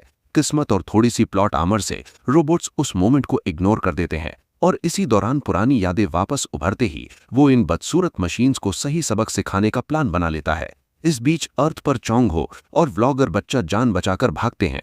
ऊपर मंडराता हुआ मॉन्स्टर उनके पीछे होता है, तो दोनों स्ट्रैटेजी से अलग अलग भाग जाते हैं ताकि वो कंफ्यूज हो जाए किसको चेस करे। उनका प्लान होता है घूमकर दोबारा बिल्डिंग में घुसना, जहां ये ओवरसाइज्ड हल्क जैसा ब्रूट उनका पीछा नहीं कर सकता। मॉन्स्टर का बड़ा हाथ उन्हें पकड़ने के लिए अंदर घुसने की कोशिश करता है, लेकिन वो किसी तरह फिसलकर बच निकलते हैं और कुछ पल के लिए सांस ले पाते हैं। जब क्रीचर हार मान लेता है तो चोंग हो मौका देखकर तुरंत आगे बढ़ने का फैसला करता है। इधर दूसरी डायमेंशन में हमारा हीरो डिवाइन मशीन्स के बीच कूदता फिर रहा होता है। उनकी लगातार लेजर बीम से मुश्किल से बचता हुआ उसका ऑब्जेक्टिव होता है ज्यादा से ज्यादा हंगामा करना, ताकि आसपास के सब ऑटोमेटॉन्स का ध्यान उस पर आए। जब उसे लगता है काम हो गया तो वो स्वॉर्म से दूर भागकर फॉरेस्ट के एक खाली एरिया में लैंड करता है। वो रुक जाता है और एनिमीज को लॉक ऑन करने और अपने लेजर्स चार्ज करने देता है, लेकिन अचानक एक जायंट रोबोट घुटनों पर गिर जाता है। बाकी मशीन्स अपने एलाय को इग्नोर करते हुए अटैक के लिए रेडी हो जाती हैं, लेकिन हमारा डीमन लॉर्ड आराम से बैठकर उन ब्रेन डेड मशीन्स को मिडिल फिंगर दिखा देता है। एक एक करके लाइन में खड़ी मशीन्स गिरने लगती हैं। जब स्वॉम्प वेल फॉरेस्ट के नाम का असली रीजन दिखाई देता है, जमीन से एक जायंट जॉ निकलता है और डिवाइन मशीन्स को एक एक करके निगल जाता है। अपनी डरावनी यादों को दोबारा जीते हुए हमारा लड़का दूर से कैजुअली देखता रहता है जब ये बेहेमोथ वेल उसके लिए चैलेंज कंप्लीट कर देता है। जब सब 10 हेवनली बींग्स खत्म हो जाते हैं तो एक कॉन्ग्रेचुलेटरी पैनल अपीयर होता है। रिवॉर्ड के रूप में उसे एनहांस्ड फिजिकल एबिलिटीज, माना रिजर्व्स का बूस्ट और डैगर ऑफ जजमेंट मिलता है। जैसे ही वेपन मटेरियलाइज होता है वो उसकी स्पेशल एबिलिटी चेक करता है। सिस्टम बताता है कि ये डैगर 100 मीटर रेडियस में रिमोट कंट्रोल्ड एयरप्लेन की तरह काम करता है। वाह, क्या बर्थडे प्रेजेंट है। नए वेपन को टेस्ट करने के बाद हेल का रूलर अर्थ पर वापस आने का फैसला करता है। सीन शिफ्ट होता है एक न्यूज ब्रॉडकास्ट पर। जब गेट पहली बार खुला था, एंकर सीरियस टोन में उस ट्रैजिक रिपोर्ट देता है जिसमें कई लोग मरे थे। वो एक फीके प्रोफेसर से सोल्यूशन पूछता है जो बर्थडे पार्टीज में पॉलिटिक्स शुरू करने वाले अंकल जैसा लगता है। वो अवेकनर्स एसोसिएशन पर उंगली उठाता है और कहता है ये डिजास्टर उनकी वजह से हुआ है। वो कहता है वो ज्यादा वेकेशंस लेते हैं और जब हंटर्स की शॉर्टेज होती है तो प्रॉब्लम्स को बस टाल देते हैं। वो जोर देकर कहता है फ्रैक्चर्स को फर्क नहीं पड़ता कि हंटर्स हवाई में चिल कर रहे हैं या ड्यूटी पर हैं, इसलिए उन्हें रिस्पॉन्सिबल ठहराना चाहिए। फिर एक मन बन वाला आदमी न्यूज देखते हुए उस प्रोफेसर से इरिटेट हो जाता है। फ्रस्ट्रेशन में वो कहता है एसोसिएशन हंटर्स को क्लैंस के मुकाबले पीनट्स मिलते हैं। उसके पार्टनर की वाइनिंग सुनकर टीम लीडर उसे कहता है अभी रिजल्ट्स पर फोकस करे वरना जॉब जा सकती है, लेकिन उनकी बात एक ब्रेकिंग न्यूज से रुक जाती है जहां बताया जाता है कि एक अवेकनर ने अकेले ही मॉन्स्टर्स को संभाल लिया। इधर डिजास्टर साइट पर व्लॉगर बॉय और चोंग हो एक रूम में छुपे रेस्क्यू का वेट कर रहे होते हैं। अचानक जोर जोर की आवाजें आती हैं और पूरा कमरा कांपने लगता है। वो डर डर कर बाहर झांकने की कोशिश करते हैं, लेकिन समझ पाने से पहले ही रूफ गिर जाता है और दोनों बुरी तरह डर जाते हैं। डर के मारे चोंग हो सोचता है शायद अब उनका एंड आ गया, लेकिन पता चलता है कि वो बस भूखा डेसोंग है जो एक्स्ट्रा लार्ज हल्क की बेहेडेड बॉडी पर खड़ा है। चोंग हो अपने दोस्त को देखकर खुश हो जाता है इतने मुश्किल वक्त में। उसे देखकर हमारा लड़का भी थकावट के बावजूद कूल सी स्माइल देता है। कुछ अजीब महसूस कर चोंग हो पूछता है क्या वो ठीक है। दर्द से कराहते हुए हेल का रूलर फास्ट फूड वाले बच्चे को बोलता है उसके लिए मीट पका दे। दोनों उसे घूर कर देखते रह जाते हैं और पागल हो जाते हैं कि वो ऐसी डू और डाई सिचुएशन में ग्रिल्ड बर्गर एंजॉय करना चाहता है। जब चिकन नहीं मिलता तो हमारा डीमन कॉनोजियोर मॉन्स्टर मीट एडिबल है या नहीं ये एनालाइज करता है। फिर वो सीधा खाना शुरू कर देता है और बाकी दोनों उल्टी करने जैसा महसूस करने लगते हैं।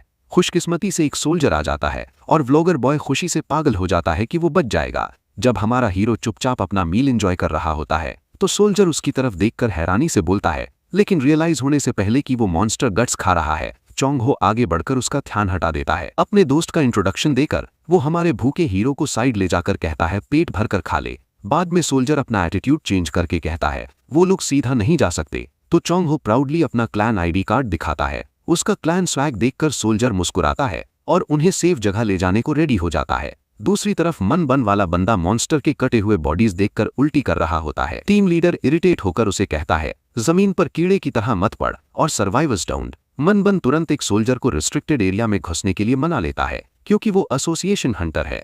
इस बीच ग्रेसफुल टीम लीडर सोच रहा होता है कौन सा मॉन्स्टर ऐसा हो सकता है जो कॉप्सिस को इस तरह फाड़ दे। सीन शिफ्ट होता है जब लड़के चोंग हो की कार में होते हैं। हमारे हीरो का बेस्ट फ्रेंड कहता है उसके अपार्टमेंट में रुक जाए, लेकिन फैमिली मैन होने के नाते वो कहता है उसे अपने घर वालों से मिलना है। दोस्त याद दिलाता है कि उसकी करंट हालत देखकर फैमिली डर जाएगी। अपने आप को देखकर हेल का रूलर डिसाइड करता है कि माँ को बस कॉल ही करे और दोनों फ्रेश फ्राइड चिकन खाने निकल जाते हैं। क्लीन होने के बाद जब वो चोंग हो के अपार्टमेंट पहुंचते हैं तो हमारा बंदा उसकी लग्जरी देखकर इंप्रेस हो जाता है। नहाकर दोनों टेबल पर बैठते हैं जहां महंगी डिशेस लगी होती हैं। क्यूरियोसिटी में हमारा प्रोटैगनिस्ट याद करता है दोस्त ने बताया था हंटर्स बहुत पैसा कमाते हैं। चोंग हो हाँ कहता है, लेकिन ये भी बोलता है कि हंटर्स इतना कमाकर भी थोड़े स्कैमर्स जैसे लगते हैं। जब पूछा जाता है क्या वो हंटर बनना चाहता है तो हमारा लड़का चिकन विंग खाते हुए बस ग्रंट करता है। थोड़ा परेशान होकर चोंग हो बताता है अगर वो अप्रेजल करवा ले तो काफी हाई रैंक मिल सकता है। इतनी पावर के साथ वो ए रैंक से कम नहीं होगा। टर्म्स ना समझ आने पर चोंगहो बताता है बेटर रैंक का मतलब बड़े क्लैन्स ज्वाइन करना होता है और मंथली इनकम क्रेजी होती है। इंटरेस्टेड होकर डेसुंग पूछता है क्या ए से भी ऊपर कोई रैंक है, तो चोंगहो बताता है दुनिया में 200 मिलियन अवेकेंड में से सिर्फ 5 ही एस रैंकर्स हैं। शैतानी मुस्कान के साथ चोंगहो मजाक करता है कि उसका दोस्त 6th एस रैंकर बनने का सपना न देखे, ए रैंक ही काफी है। वो फिर पूछता है क्या वो हंटर बनेगा। अग्रीमेंट में चोंगहो कहता है वो सब में हेल्प करेगा और दोनों टोस्ट करते हैं। सीन शिफ्ट होता है जब कुछ मॉबस्टर्स एक फैंसी रेस्टोरेंट में खा रहे होते हैं। लंबे बालों वाला एक अजीब आदमी अपनी बात एक गंजे गैंगस्टर से रिपीट करता है जो उससे बहुत डरा हुआ होता है। वो पूछता है क्या सच में एक हुडेड लड़के ने पूरी ऑर्गेनाइजेशन गिरा दी। टैबलेट पर देखकर वो कहता है ये कितनी एम्बैरेसिंग बात है। ब्राउन हेयर्ड आदमी हंग्ड मक्लैन का मैनेजर लीसिया को उठकर पूछता है बैल्डी उसके पास रोकर क्यों नहीं आया। बैल्डी कांपते हुए माफी मांगता है जब वो आदमी उसके कंधे पर हाथ रखता है। ठंडी नजर से वो पूछता है क्या वो उस बॉडी की वजह से कांप रहा है जो कुछ फीट दूर पड़ी है। गंजा आदमी पसीना छोड़ देता है। रोते हुए वो स्याकू से कहता है उसे उस डेड बॉडी की तरह मत मारना। जीजू के सर पर हाथ फेरते हुए स्याकू शांत टोन में कहता है उसे बस चोरी हुआ पैसा चाहिए। वो क्लियर करता है कि वो गैंग का हिडन स्टैश भी लेने वाला है, लेकिन डर के मारे बैल्डी अनजान बन जाता है। डर से जमकर चुप रहता है और स्याकू चुपचाप उसका फेट डिसाइड कर लेता है। अचानक लंबे बालों वाला आदमी पीछे हटकर कहता है वो बैल्डी की बात पर यकीन करता है, लेकिन शुक्रिया बोलने के कुछ ही पल बाद स्याकू के हाथ में पकड़ा उसका गंजा सर फट जाता है। खून का फव्वारा निकलता है और वो बिना रिएक्ट किए अपना टैबलेट उठा लेता है। डेसुंग की फोटो दिखाकर वो अंधेरे में छिपी एक औरत को कहता है कल्प्रिट को नीटली हंट करे। इस दौरान हमारा लड़का फाइनली हंटर्स एसोसिएशन पहुंचता है। चोंगहो उसे अवेकनिंग टेस्ट देने को कहता है, लेकिन जब वो उसे इग्नोर करता है तो चोंगहो कहता है फॉर्मल बोल वरना आउटकास्ट लगेगा। नर्वस बाप की तरह वो कहता है रिजल्ट टेक्स्ट करना। गेट के पास पहुंचकर हमारा लड़का अजीब से एप्लीकेंट्स की भीड़ देखकर सिर्फ पे चेक के बारे में सोचता हुआ सीधा लैब नंबर 3 की तरफ चला जाता है। लाइन में जगह पकड़कर वो फोन चेक करता है जहां माँ का मैसेज होता है, पूछती है कब घर आएगा। उसे टेंशन न देने के लिए वो रिप्लाई करता है नहाकर धीरे धीरे घर आएगा। हर माँ की तरह वो ये भी पूछती है क्या वो ठीक से खा रहा है। ये देखकर हमारा लड़का मुस्कुराता है और घर जाने का मन और बढ़ जाता है, लेकिन उसका होलसम मोमेंट तब टूट जाता है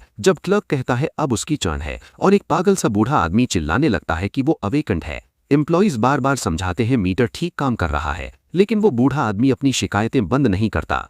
वो आगे बढ़कर ये तक कह देता है कि एक रात में बाल झड़ जाना ही उसके अवेकेंड होने का सबूत है और जो लोग पहले इरिटेट हो रहे थे सब हंस पड़ते हैं। जिद्दी बुढ़ा कहता है जब तक उसकी कंप्लेंट एक्नॉलेज नहीं होगी वो नहीं हटेगा। बोझ से तंग आकर हमारा बंदा उसकी चमकती गंजी खोपड़ी पकड़कर अपनी ओवरवेलमिंग ऑरा से उसे चुप करा देता है। फिर भी बुढ़ा मानता नहीं और जिद करता है कि मीटर ही खराब है, तो हमारा जेनरस डीमन किंग उसे बेनिफिट ऑफ द डाउट देता है और एक हंटर खुद चेक करने आता है। जैसे ही वो अपना हाथ और पर रखता है वो चमककर ग्रीन हो जाता है और दिखाता है कि वो सी रैंक का है। शर्म से पानी पानी होता बुढ़ा पसीना छोड़ देता है। क्लर्क लेडी खुशी खुशी उस गीजर को बाहर का रास्ता दिखा देती है। साफ दिख रहा होता है कि वो है, लेकिन बुढ़ा फिर भी इनकार में रोते हुए बकबक करता रहता है और हमारा लड़का क्रिंज करता है। आखिर उसकी बारी आती है। क्लर्क लेडी अपनी कॉलीग से गॉसिप करती है कि शायद हमारा हीरो आज का टॉप रैंक हो सकता है क्योंकि उसने उसकी टेरिफाइंग ऑरा महसूस की, लेकिन वो बस उसके सर पर हल्का सा बॉन्क मारकर बात टाल देता है। पूरी सपोर्ट के साथ क्यूट क्लर्क लेडी के साथ हमारा हीरो मोनोमीटर की तरफ बढ़ता है। तभी कोरियन हंटर एसोसिएशन में अचानक केओस मच जाता है और हर तरफ कमोशन शुरू हो जाता है। ब्रांच मैनेजर को अर्जेंट कॉल्स मिलने लगते हैं जहां उसे तुरंत 6th फ्लोर के एग्जामिनेशन रूम 3 में आने को कहा जाता है। अचानक कॉल की अर्जेंसी से सस्पिशियस होकर वो सोचता है कहीं कोई 6th एस रैंक हंटर तो अवेकन नहीं हो गया, लेकिन तुरंत इस थॉट को इम्पॉसिबल समझकर टाल देता है। 6th फ्लोर पर पहुंचकर वो एग्जामिनेशन रूम 3 की तरफ बढ़ता है जहां पहले से ही बड़ी भीड़ जमा होती है। लोगों को धक्का देते हुए जब वो आगे पहुंचता है तो देखता है क्रिस्टल बॉल टूटकर बिल्कुल अंडे के छिलके जैसा हो गया है। मैनेजर घबराकर तुरंत एम्प्लॉइज से एक्सप्लेनेशन मांगता है। स्टाफ बताता है कि देसंग नाम का आदमी एग्जामिनेशन के लिए क्रिस्टल बॉल पर हाथ रखा था। पहले ऑर्ब के अंदर कलर्स अजीब तरह फ्लिकर करने लगे, फिर अचानक बिना वार्निंग के वो धुएं के साथ फट गया और सब लोग कंफ्यूजन में रह गए।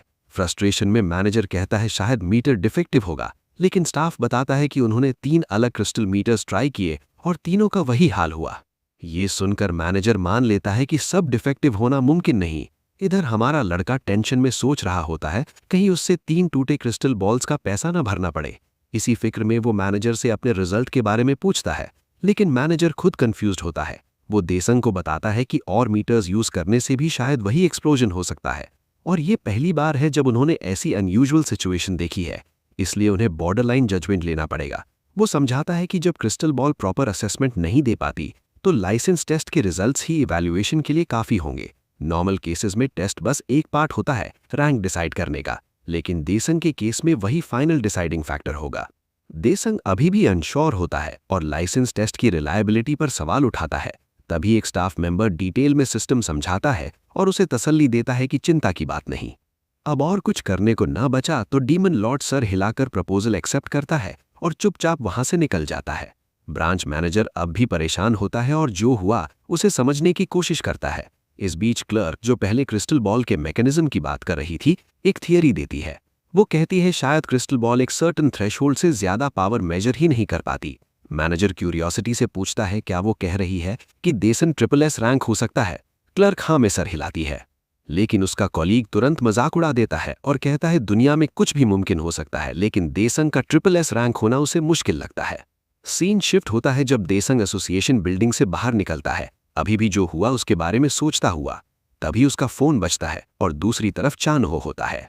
देसंग बताता है कि फिलहाल उसे बॉर्डरलाइन स्टेटस दिया गया है। चानहो को अजीब लगता है और पूछता है क्या मीटर अटक गया था। देसंग हल्का सा हंसकर कहता है मीटर अटका नहीं बल्कि टूट गया। केओस के लिए मशहूर देसंग को चिढ़ाते हुए चानहो मजाक करता है कहीं वो शैतानी तो नहीं कर रहा था, फिर खुद ही कहता है शायद ऐसा मुमकिन नहीं। देसंग कहता है उसने बस इंस्ट्रक्शंस फॉलो किए और हाथ रखा था। चानहो बोलता है उसे शुरू से ही लग रहा था कि कुछ अजीब होने वाला है। देसंग प्रॉमिस करता है बाद में एग्जाम के डिटेल्स बताएगा और कॉल खत्म हो जाता है। लेकिन कॉल कटते ही डीमन लॉर्ड के शार्प सेंसेस एक्टिवेट हो जाते हैं। वो तुरंत महसूस कर लेता है कि दूर कहीं एक स्नाइपर बैठी है, ट्रिगर पर उंगली रखे सीधा उस पर एम किए। स्नाइपर लेडी धीरे से बोलती है। देसंग बिल्कुल स्ट्रांग नहीं लगता, उसे लगता है एक बुलेट ही काफी होगी। ट्रिगर दबाने से पहले ही उसे कुछ गलत महसूस होता है और वो शॉक में आ जाती है जब समझ आता है कि वो डिटेक्ट हो चुकी है। किसी हंटर ने कभी उसे पहले नहीं देखा था। देसंग अपने सर की तरफ इशारा करता है, गुस्से भरे चेहरे के साथ उसे देखने को कहता है। स्नाइपर डर जाती है क्योंकि सिर्फ डिटेक्ट ही नहीं बल्कि इतनी दूर से उसकी आवाज भी उस तक पहुंच रही होती है। वो डर के बावजूद खुद को संभालती है और ट्रिगर दबाती है। एक एक्सप्लोजन होता है और वो खुश हो जाती है कि शायद काम हो गया, लेकिन धुआं हटा तो देसा बिल्कुल ठीक खड़ा होता है और अब बुलेट भी बेकार हो गई। ये देखकर वो डर कर भागने का सोचती है, लेकिन जैसे ही मुड़ती है देसंग अपना डैगर भेज देता है जो उसकी टांग में घुसकर उसे गिरा देता है। जब वो मुड़कर देखती है तो उसका टारगेट बिल्कुल उसके सामने खड़ा होता है जैसे कोई हॉरर सीन हो। देसा ब्लफ करता है कि बुलेट उसके सर पर लगी थी लेकिन उसे मार नहीं सकती। स्नाइपर तुरंत गन निकालकर उस पर तान देती है और पूछती है वो कहां से आया। डीमन लॉर्ड सच बोलता है कि वो हेल्थ से आया है, लेकिन वो मानने को तैयार नहीं। डर और एंग्जाइटी में वो लगातार ऑरा बुलेट्स चलाती है। उसे लगता है वो मर जाएगा। तभी अचानक वो उसके पीछे अपीयर हो जाता है और वो हैरान रह जाती है क्योंकि उसे लग रहा था वो गिर चुका है, फिर भी वो बिल्कुल ठीक खड़ा होता है। हमारा लड़का उसकी गर्दन पकड़कर उसे दीवार से टकरा देता है और अपनी पावर से उसे एक डिमोनिक स्लो मटेरियल में लपेट देता है जो उसे डरा देता है। वो बेहोश हो जाती है। दोंग कहता है उसका उसे मारने का इरादा नहीं। वो बुलेट्स उठाकर उसका सामान तलाश करता है क्लूज के लिए, फिर बुलेट्स उसके सर पर रखकर उसे होश में लाता है। पसीने में भीगी वो चिल्लाने लगती है क्योंकि देसंग के बुलाए क्रीचर के गंदे हाथ उसके पास आ रहे होते हैं। दोंग गैंगस्टर जैसे टोन में कहता है अगर जिंदा रहना है तो शांति से सब सवालों के जवाब दे। लगेज में फैमिली पिक्चर्स देखकर वो पूछता है किसने उसे और उसके फैमिली को मारने भेजा। वो घबरा कर सोचती है होंगमा क्लैन का नाम नहीं ले सकती। तभी उसे एक मिसिंग गैंगस्टर याद आता है और वो उसका नाम यूज करने का मौका देख लेती है। वो कहती है किम शोंग योंग ने भेजा था, वही नूब जिसे देसंग ने प्राइवेट लोन ऑर्गेनाइजेशन में पीटा था और जिसका सेफ उसने लूटा था। इसके बदले वो अपनी फ्रीडम मांगती है। जवाब में दाइसंग एक बुलेट फेंक कर उसके कंधे में छेद कर देता है। वो कहती है उसने सब सच बता दिया। हमारा लड़का गैंगस्टर एक्ट जारी रखते हुए कहता है इतनी आसानी से सेंसिटिव इन्फो देना सस्पिशियस है और उसे उसकी बात में शक लगता है। डर से कांपकर वो समझ जाती है उसने जल्दी कर दी। देसा फिर से पोलाइटली पूछता है कि किसने मर्डर ऑर्डर दिया। वो सोचती है अब वो ऑलरेडी फेल हो चुकी है और अगर बच भी गई तो होंगमा क्लैन का साइकोपैथ हेड उसे मार देगा। अपनी मौत को पक्का समझकर वो चिल्लाती है वो कभी नहीं बताएगी और सुइसाइड करने की कोशिश करती है। लेकिन उससे पहले हमारा गैंगस्टर एक बुलेट चला देता है जो उसके बॉडी ट्रंक में बड़ा होल कर देता है। असैसिन खून उगलकर गिर जाती है और मर जाती है। दोंग इरिटेट हो जाता है क्योंकि वो पता नहीं लगा पाया कौन पीछे है। फिर वो उसकी लाश को देखकर सोचता है इसे कैसे डिस्पोज करे। उसे एक आइटम याद आता है जो काम आ सकता है। लेकिन उसे यूज करने में हिचक होती है। इसलिए वो अपने जर्नल की यादों में खोज करने लगता है डेड कीवर्ड से रिलेटेड रिकलेक्शंस ढूंढने के लिए। 134 पेजेस स्कैन करने के बाद वो पैंथियन का पोर्टल खोल देता है। ये जानते हुए भी कि ये एरिया गेट फ्रैक्चर्स की वजह से रिस्ट्रिक्टेड होना चाहिए, वो फिर भी बॉडी को कवर करने का फैसला करता है। नीली कपड़े से लाश ढककर वो पैंथियन में एंटर करता है।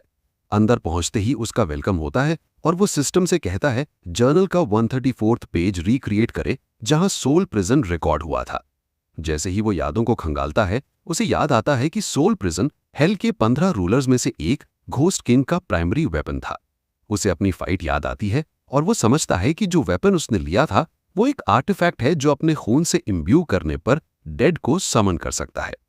शुरू में जब हमारे प्रोटैगनिस्ट को ये आइटम मिला था, उसे लगा था ये बहुत यूजफुल होगा, लेकिन बदकिस्मती से जो कमांडर उसने समन किया वो इतना वीक निकला कि कोई काम का नहीं था। जब 67th ईयर के 198th डे को रिक्रिएट किया जाता है तो वो सोचता है शायद ये आइटम बॉडीज डिस्पोज करने के काम आ सकता है। हमारा हीरो खुद को रिवर ऑफ द डेड के सामने पाता है। उसे याद आता है घोस्ट किंग का टेरिटरी इस नदी के उस पार है। पिछली बार जब वो यहाँ आया था तो एक बोट थी जिससे पार जा सकते थे, लेकिन इस बार वहां कुछ भी नहीं होता। नदी में तैरकर पार जाने का सोचता है, लेकिन तुरंत समझ जाता है ये इम्पॉसिबल है, क्योंकि एक बूंद पानी में गिरते ही बॉडी डिसइंटीग्रेट हो सकती है। जब वो सोच रहा होता है कैसे दूसरे साइड पहुंचना है, तब क्वेस्ट का पहला पार्ट शुरू होता है और छोटे छोटे हेवनली बीइंग्स जो इंसेक्ट्स जैसे लगते हैं उसकी तरफ झुंड में आने लगते हैं। इन बग्स को राइटियस व्हाइट पिलर्स कहा जाता है और ये उसकी तरफ टॉक्सिक स्लज बॉल्स फायर करने लगते हैं। डिसाउंग एक्सपर्ट तरीके से अटैक्स डॉज करता है और सोचता है शायद इन मॉन्स्टर्स को हराने पर रिवॉर्ड में बोट मिल जाए। वो अपना वेपन निकालकर एक बग को काट देता है। जैसे ही क्रीचर मरता है वो फट जाता है और उसमें से कई पॉइजन बॉम्ब्स निकलते हैं जो पॉइजन बुलेट्स जैसे लगते हैं।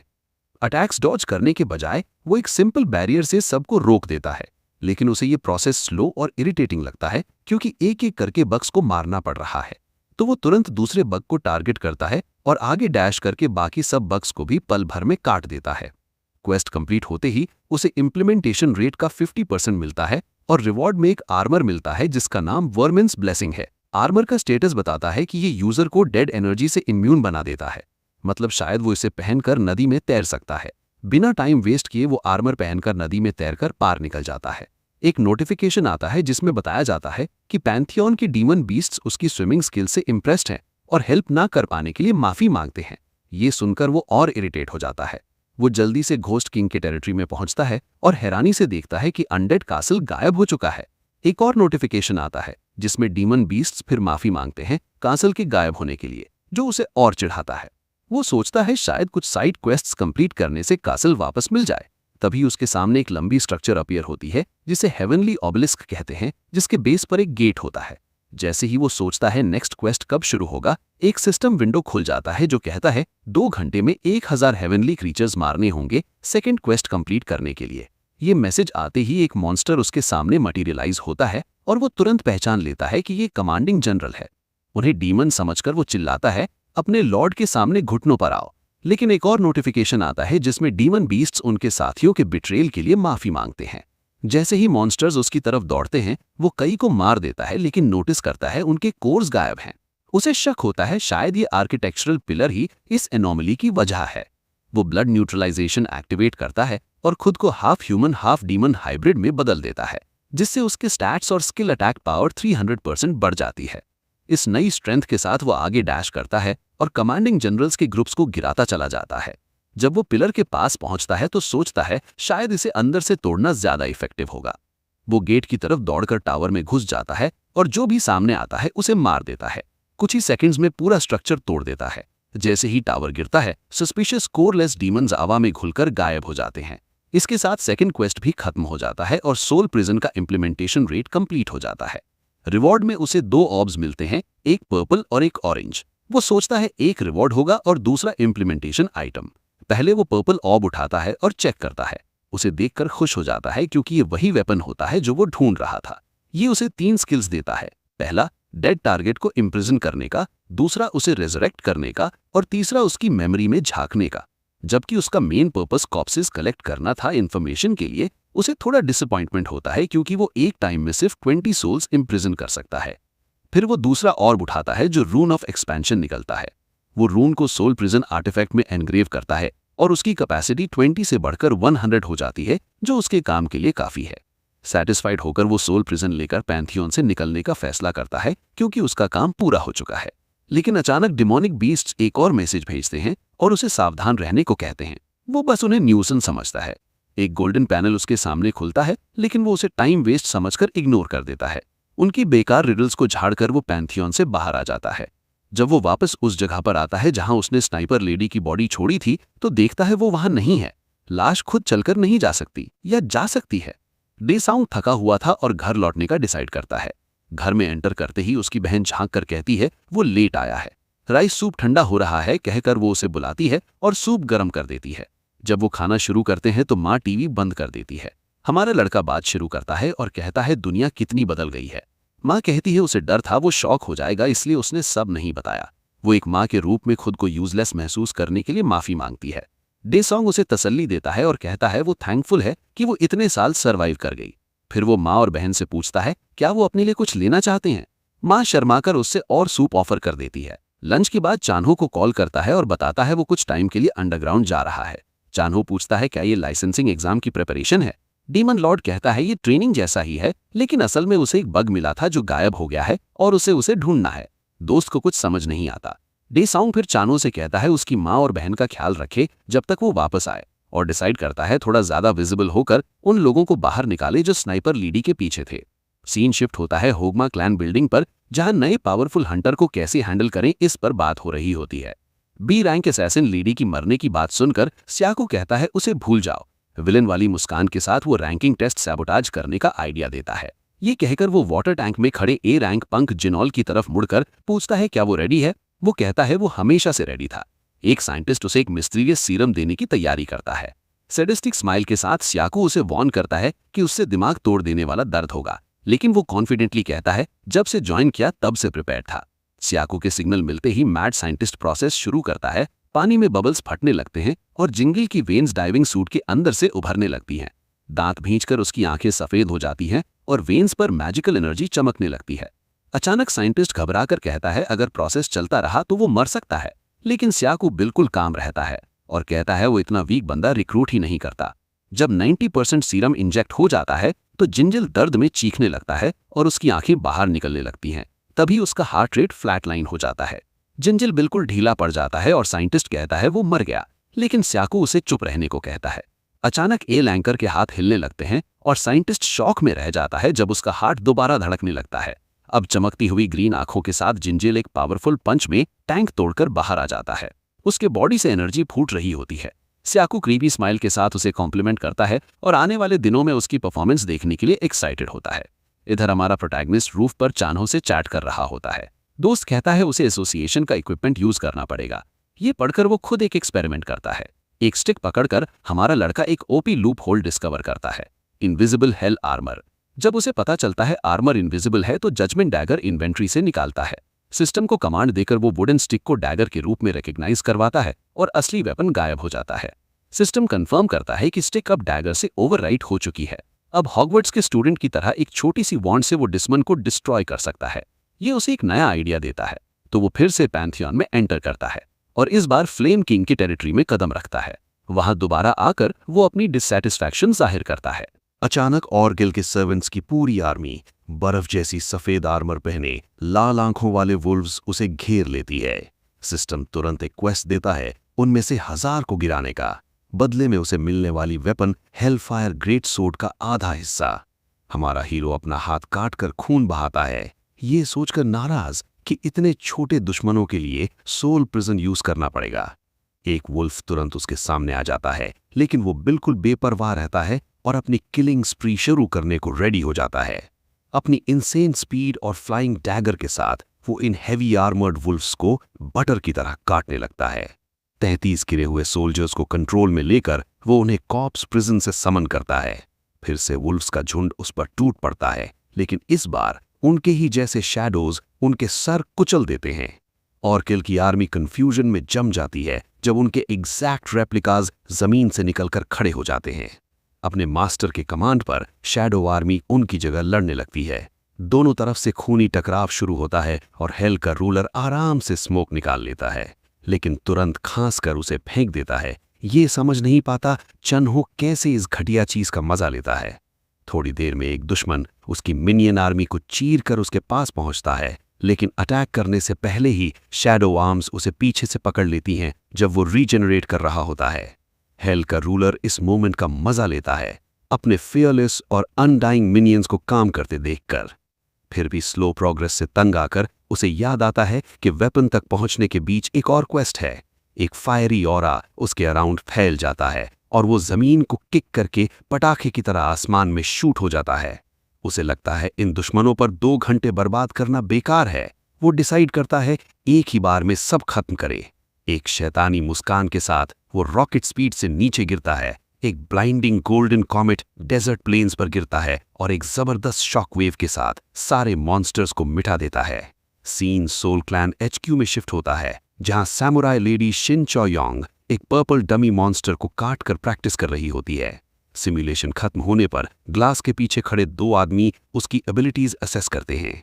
सोल क्लैन लीडर हैंग जून योंग कहता है उसने कुछ डेंजरस हैबिट्स डेवलप कर ली हैं। डिपार्टमेंट हेड कहता है 10 दिन में ये फ्लॉ सुधारा जा सकता है, तो क्लैन लीडर ऑर्डर देता है उसकी सिमुलेशंस की डिफिकल्टी बढ़ाओ, क्योंकि उन्हें हुंगमा क्लैन के मैड डॉग को हराना है। चश्मा एडजस्ट करते हुए डिपार्टमेंट हेड पूछता है क्या वो गिंजियोल की बात कर रहा है। लीडर कहता है चोयोंग अनबीटेबल होती अगर हुंगमा क्लैन का एस ना होता। गुस्से में वो उनकी डर्टी टैक्टिक्स को कर्स करता है। डिपार्टमेंट हेड उसे शांत करने की कोशिश करता है और पुरानी बैन की याद दिलाता है, लेकिन जून योंग कहता है हुंगमा हमेशा की तरह इस कंपटीशन में भी गंदी चालें चलेगा। डिपार्टमेंट हेड कहता है फाइनल स्टेज तो चोयोंग और गिंचियोल के बीच ही होगी, लेकिन स्मार्ट क्लैन लीडर कहता है ये तभी होगा अगर कोई और मॉन्स्ट्रस अंडरडॉग सामने ना आए। इस बीच हमारे हीरो को डेमन्स के मैसेजेस मिलते रहते हैं, क्वेस्ट एंड होने पर ग्रैटिट्यूड के।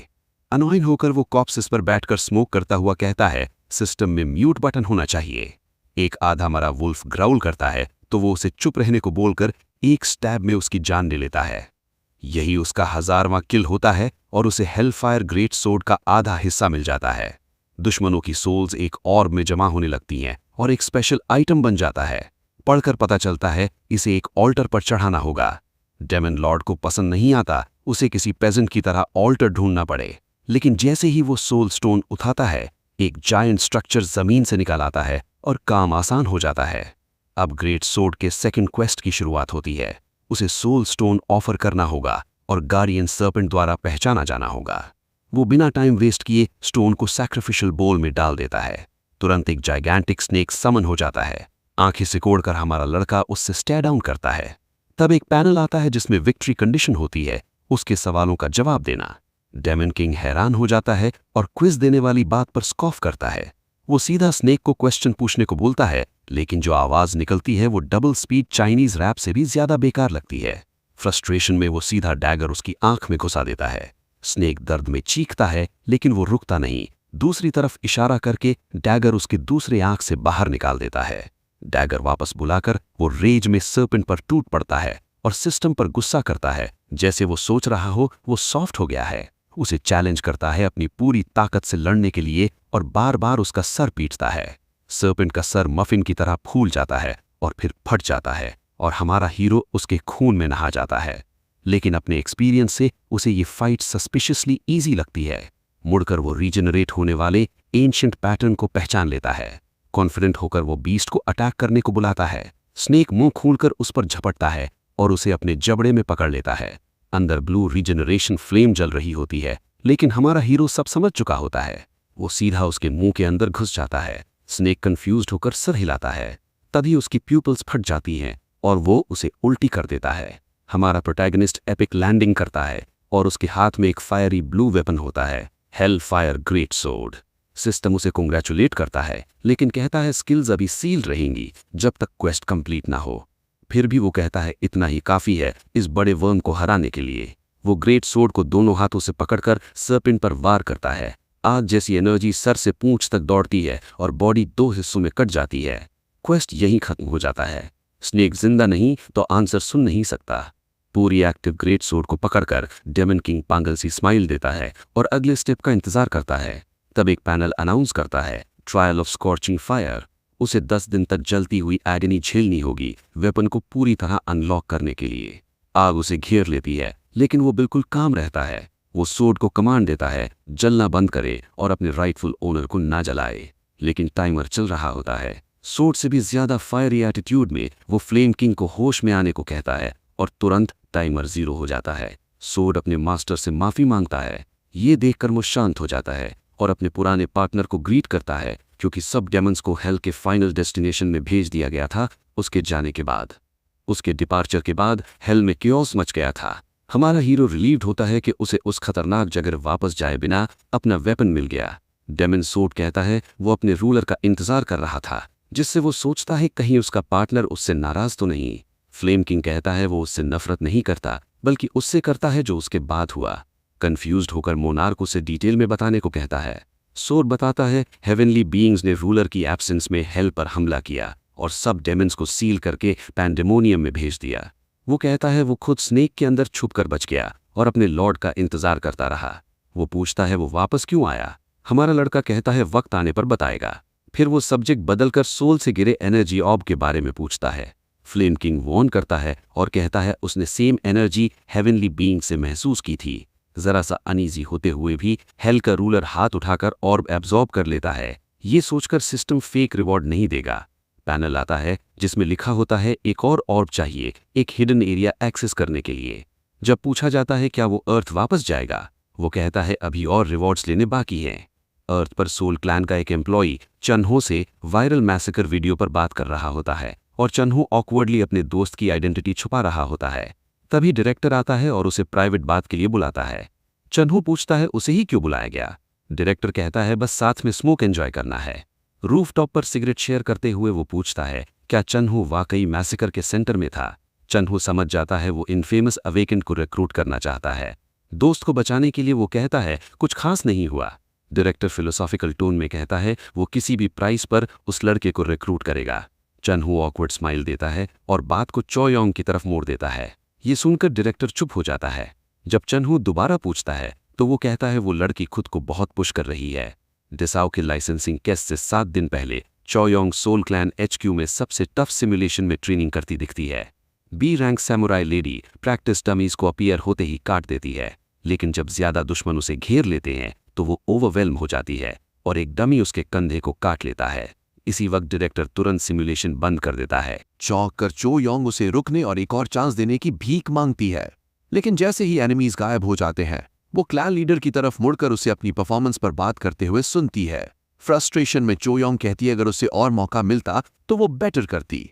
शांत अंदाज में जुनयोंग कहता है वो खुद पर बहुत ज्यादा प्रेशर डाल रही है।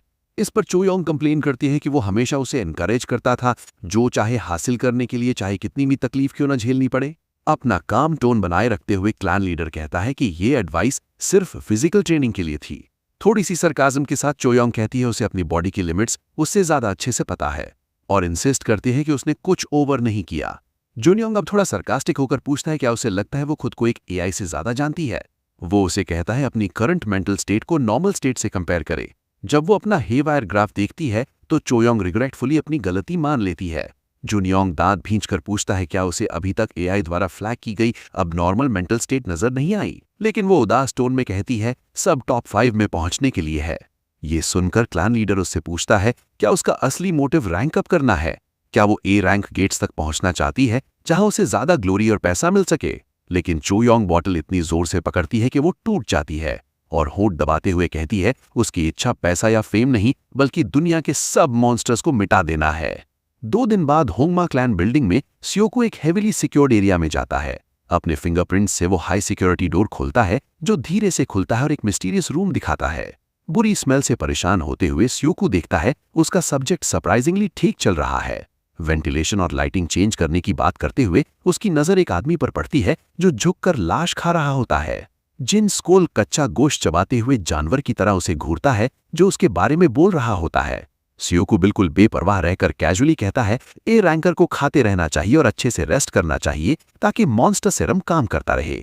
खून में डूबे डेमोनिक हंटर को देखकर वो लॉन्ग हेयर्ड साइको कहता है वो एक्साइटेड है कि उसका पेट लाइसेंसिंग टेस्ट का स्टार बनेगा।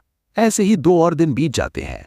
हमारा प्रोटैगोनिस्ट पैंथियन में क्वेस्ट्स ग्राइंड करके अपनी पावर बढ़ाता रहता है। जब फ्लेम किंग पूछता है वो हेल से कब निकलेंगे, तो एब्सोल्यूट रूलर कहता है अब वक्त आ गया है। आखिरी 3 दिन भी निकल जाते हैं और टेस्ट का दिन आ जाता है। अरीना में कमेंटेटर अनाउंस करता है कि हर साल ज्यादा लोग अवेकन हो रहे हैं और कंपटीशन इंटेंस होता जा रहा है। जर्नलिस्ट कैंडिडेट्स की फोटोज खींच रहे होते हैं, लेकिन अचानक एक स्लीक व्हाइट लैम्बोर्गिनी आती है। क्राउड तुरंत उसके ओनर को पहचान लेता है और होंगमा क्लैन के 2 स्टार्स को ग्रीट करने दौड़ पड़ता है। एक जर्नलिस्ट सबसे पहले स्योकू का इंटरव्यू लेती है और सीधा पूछती है चीटिंग बैन के बाद 2 साल बाद वापस आने पर उसे कैसा लग रहा है। अंदर ही अंदर इरिटेट होते हुए स्योकू कामली कहता है उसे पुराने सो कॉल्ड एक्सीडेंट पर रिग्रेट है। एक और जर्नलिस्ट उसे टॉन्ट करता है और कहता है वो जिम्मेदारी से बच रहा है। स्योकू बिल्कुल अनफेज्ड रहकर उसके कंधे पर हाथ रखता है और कॉन्फिडेंटली कहता है इस बार सब फेयर होगा। इतना कहकर वो दोनों स्टेडियम में चले जाते हैं। क्रिटिसिज्म से इरिटेट जिनशियल गुस्से में होता है और कहता है स्योकू को जवाब देना चाहिए था, लेकिन स्योकू उसे शांत रहने को कहता है और एंजॉय करने को बोलता है। साथ ही वॉर्न करता है इमोशनल ना हो और कॉशियस रहें, क्योंकि वो दूसरा बैन अफोर्ड नहीं कर सकते। उनकी बात एक बड़ा आदमी सफेद कपड़ों में सुन लेता है। होंगमा लीडर तुरंत उस हेविली डिस्गाइज्ड सिलुएट को पहचान लेता है जो सोल क्लैन लीडर जुनयोंग होता है। वो उसे टॉन्ट करता है, कहता है वो गोरिल्ला जैसा लग रहा है, लेकिन ओल्ड मैन कहता है पपराजी से बचने का तरीका है। जुनयोंग तुरंत जवाब देता है उसे किसी की तरह फेम दिखाना पसंद नहीं। टोपी झुकाकर वो जिनशो की ऑरा एनालाइज करता है और तुरंत समझ जाता है ये अब नॉर्मल है जो क्लेवरली छुपाई गई है। स्मग ग्रिन के साथ स्योकू ब्रैग करने लगता है और कहता है जुनयोंग अपने कैंडिडेट पर काफी फोकस कर रहा है, लेकिन ओल्ड मैन मजाक में कहता है उम्मीद है इस बार कोई चीटर नहीं लाया होगा। तेज बातचीत के बाद होंगमा मेंबर्स वहां से चले जाते हैं। जिनशील कंप्लेन करता है सोल क्लैन लीडर उसे क्रीप की तरह देख रहा था, लेकिन स्योकू उसे इग्नोर करने को कहता है और उसका ध्यान रियल टारगेट पर लाता है जो पास से गुजरती शिन चोयोंग होती है। जिनशो उसे घूर कर कहता है उसे गिराना आसान होगा, लेकिन स्योकू वार्न करता है उसे अंडर एस्टिमेट ना करें क्योंकि सोल क्लैन लीडर ने उसे अच्छे से ट्रेन किया है। ये सुनकर जिनशियल और एक्साइटेड हो जाता है और उसका गंदा चेहरा और ट्विस्टेड हो जाता है। जुनयोंग दूर से जियाल को ऑब्जर्व करता रहता है और समझने की कोशिश करता है होंगमा क्या प्लान कर रहा है। तभी उसका ध्यान अचानक किसी और पर पड़ता है। डीसंग अराइव करता है और उसके अराउंड मॉन्स्ट्रस ऑरा फैल रही होती है। जैसे ही वो पास से गुजरता है सोल क्लैन लीडर कांप जाता है उस डार्क एनर्जी से शॉक होकर। हैरान होकर चोयोंग पूछती है क्या हुआ। जुनयोंग उसे कॉशियस रहने को कहता है। वो कॉन्फिडेंटली कहती है वो होंगमा क्लैन को कोई ट्रिक नहीं करने देगी, लेकिन जुनयोंग आंखें सिकोड़कर कहता है वो होंगमा से नहीं बल्कि उस दूसरे आदमी से ज्यादा परेशान है जो अभी गुजरा था। 30 मिनट बाकी होने पर अनाउंसमेंट होती है कि सब कैंडिडेट्स एग्जाम हॉल 3 में इकट्ठा हों। फिनिश कॉल करके हमारा हीरो फिंगरप्रिंट स्कैन करता है और एक वेंडिंग मशीन जैसी स्टेशन से स्पेशल यूनिफॉर्म ले लेता है। नए साइबर पंक स्टाइल सूट्स में सब कैंडिडेट्स इंक्लूडिंग हमारा ग्रमलिंग गाइजर एग्जाम हॉल में जमा हो जाते हैं। बुढ़ा आदमी प्राउडली याद करता है कैसे उसने हंड्रेड्स ऑफ कंप्लेंट्स करके एंट्री ली। अब वो डिसाइड करता है हमारे प्रोटैगनिस्ट को हराएगा क्योंकि उसने उसके सर को छुआ था, लेकिन तभी एक बड़ा आदमी उसे खोपड़ी से पकड़कर साइड में हटा देता है और वो चुपचाप अपनी रिवेंज भूल जाता है। इस दौरान हमारा बंदा अपने नए सूट में एंट्री करता है, सबको डोमिनेट करने के लिए रेडी। जैसे ही एग्जाम शुरू होता है कंपेटिटर्स अरीना में इकट्ठा होते हैं जहां ऊपर से पर्पल रिंग्स नीचे आती हैं। सुपरवाइजर क्राउड को ग्रीट करके एक्सप्लेन करता है कि ये रिंग्स गेट के 3 फ्लोर्स रिप्रेजेंट करती हैं जो लाइसेंसिंग एग्जाम के लिए बनाए गए हैं। हर फ्लोर का अलग इन्वायरमेंट और क्लियर कंडीशन होगा। पार्टिसिपेंट्स में फुसफुस शुरू हो जाती है। तभी घोस्ट जैसा पेल लड़का पूछता है वेपन्स कब मिलेंगे। सुपरवाइजर तुरंत कहता है कोई वेपन नहीं दिया जाएगा और सूट्स के अलावा कोई इक्विपमेंट अलाउड नहीं। ये सुनते ही सब कंप्लेन करने लगते हैं क्योंकि बिना वेपन्स के कैसे लड़ेंगे। तब ये क्यूट एआई होलोग्राम अपीयर होती है जो अनाउंस करती है वो सबकी प्रोग्रेस ट्रैक करेगी। वो चीयरफुल टोन में कहती है टेस्ट फाइटिंग एबिलिटी का नहीं बल्कि हार्श कंडीशंस में सर्वाइव करने की नेचुरल स्किल का है। ये सुनते ही गेट खुल जाता है और सब पार्टिसिपेंट्स फर्स्ट फ्लोर पर पहुंच जाते हैं जो एक रेन फॉरेस्ट होता है। कुछ ही देर में सब पसीने में भीग जाते हैं और सांस लेने में स्ट्रगल करने लगते हैं। इस बीच एनालिस्ट कैमरा से देखते हुए एप्लीकेंट्स की लो क्वालिटी पर हंस रहे होते हैं। वो सोच रहे होते हैं शायद सब फेल हो जाएं। तब एक मशरूम हेडेड बंदा चोयोंग को कॉम्प्लीमेंट करता है कि वो काम रहकर एनर्जी कंजर्व कर रही है और सब अपनी एस को अप्रिशिएट करते देख जुनयोंग सैटिस्फैक्शन से मुस्कुराता है।